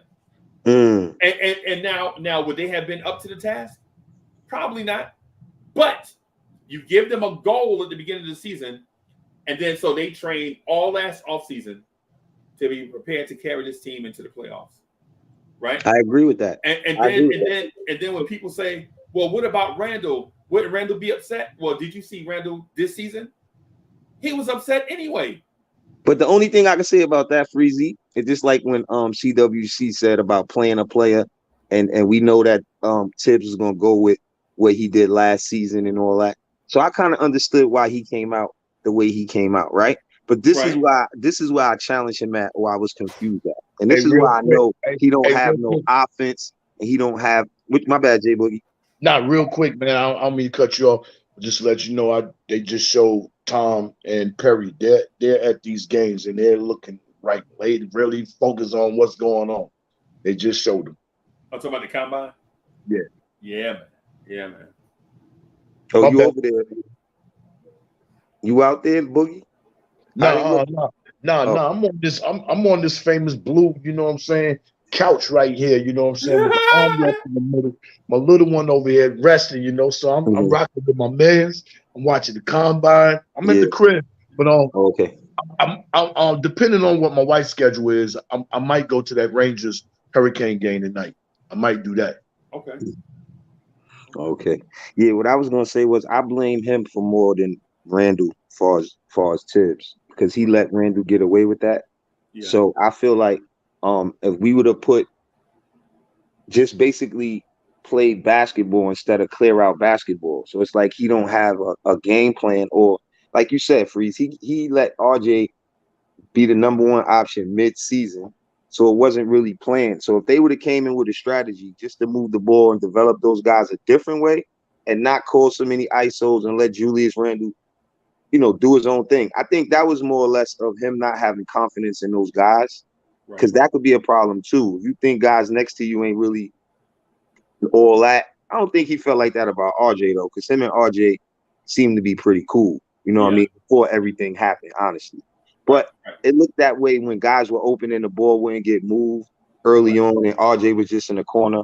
And another thing is, if he would have had RJ on the ball early, not saying RJ had to shoot the ball more, just see the difference between RJ and Julius is RJ makes the right basketball play. It looks like Julius is trying to prove that he's the man still, when even if you make the right read, then you're the man. You take the right shot or you make the right pass, that's when you're the man, when you're a perennial all-star, when you just know how to make the right basketball play and you don't got to prove it. And it looked like he was proving it. He couldn't pass out the double team. So putting RJ on the ball and keeping Julius with him and just giving him the ball when he was open and in the flow of the offense, to me, that would have been fine. And I think we would have been okay. Right? Okay. But I blame Tibbs more for that, for not taking control, because I even heard somebody say it, and I thought it was just me. He would yell at everybody, but not hold Julius Randle responsible for when he didn't play D, or when he threw the ball in the first row, or when you have to keep it even kill for everybody. He's not like a perennial all-star where you could just let him get away with murder, and players know that. Players feel that way. We have to go back to that too, saying like, yo, what's going on? Like, yo, he ain't yelling at me being, you got to keep this consistent. And then you messing with my confidence because I know what I could do, but you taking me out for one little mistake. And he's making 4 or 5 mistakes and not coming out. And now, that causes problems. And I feel like, Tibbs feel upset now because I hear him coming out saying, oh, Obi's cool with him now, and all this other stuff he's saying. And I just be rolling, bro. Because I'm like, shout out to my guy Worldwide L in the chat. Yo, I just be rolling, bro. Like, yo, Tibbs really, he feel bad about this dumb shit he was doing now, bro. Like, so maybe he gonna change next year. I was like, maybe he went back and watched the film instead of telling us to do it. He said, "Bam, what's going on?" Yeah. I messed up, man. My bad. Yeah, Tibbs, you messed up, bro. Yeah, you messed up. Yeah, man. Yeah, man. Hey, y'all, I got to run, man. My son just came in here. I want to see him before he dipped. I'm gonna great show. Great show, man. bro. I'm glad I was able to come back on the panel. I'm gonna definitely pop back out again next week. Thanks for having me. For sure. Jay Boogie, good seeing you. We on tonight for the love of the game. If anybody in the chat, I'm gonna come through. All right, cool. I think we going I'm 7 or 8. Okay. But you definitely going on, man. I appreciate you, Freeze. Yeah, hey, no doubt. Much love. Hey, real quick before you punch off. Hey, yo, I'm challenging you, Paris Duggar. I'm challenging you. Because you're probably one of the greatest guys in the chat, dude. Always rocking, always supporting. I'm challenging you to come up here on the show, yo. I'm challenging you. Not challenge you in a way where it's me and you gonna go at one another, but I like to see you and rock with you, man, because I see your for everything that you do, you know what I'm saying, for far as Freaky Show and all the other shows from a chat perspective. You know what I'm saying? And I'm telling you, yo, it's time for you to start coming out and showing up, man. Word. That's what I'm telling you that. Yo, shout out to the whole chat too. Sherman, Nick Nation, Jerry Fitz, E. Gibbs, JJ, all of y'all. I see y'all. Yeah. Cully was good. Julian, shout out y'all. Dope show, Freezy. Another thing too, we going to that thing coming up. Nothing but Knicks. Have you going to that, Freeze? You going to that thing in Atlantic City? J Boogie? No, but no. I don't know yet. I don't know yet. I might I be in the don't know building. yet. I gotta had see the if munch. Breezy going. I had the munch mixed up between. I think thought it's good to last go one. into this. Yeah, but I might just go just to play ball. You know, if I go, I'm gonna play ball. They talk about rocking. Let me see about you. You know, if I go, I'm gonna hoop it up. But yeah, man, I'm gonna get out of here. Boogie, I'll see you later. Hopefully, come through, rock with us like always. You know I will. Whether I'm at home or I'm at the hockey game, y'all, the bell ring. I'm gonna tune in some kind of way. You Bless already know. everybody in the chat, man. All right, Everybody stay in the healthy and chat, safe on your weekend. y'all. Peace. Freezy later, bro. Salute, salute, salute. 3 capital S's.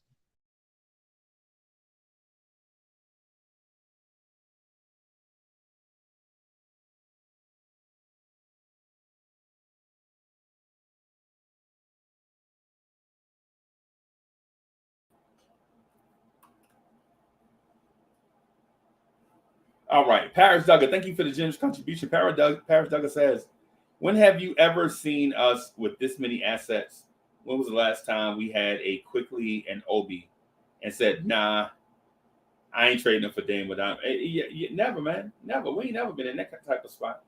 But anyway, I'm gonna go because my man was here. I got a couple things I want to knock out before I jump back on tonight. Thank everybody for coming through, man. Y'all been great, man. I love doing this joint, man, with y'all. I will see y'all later, man. Peace.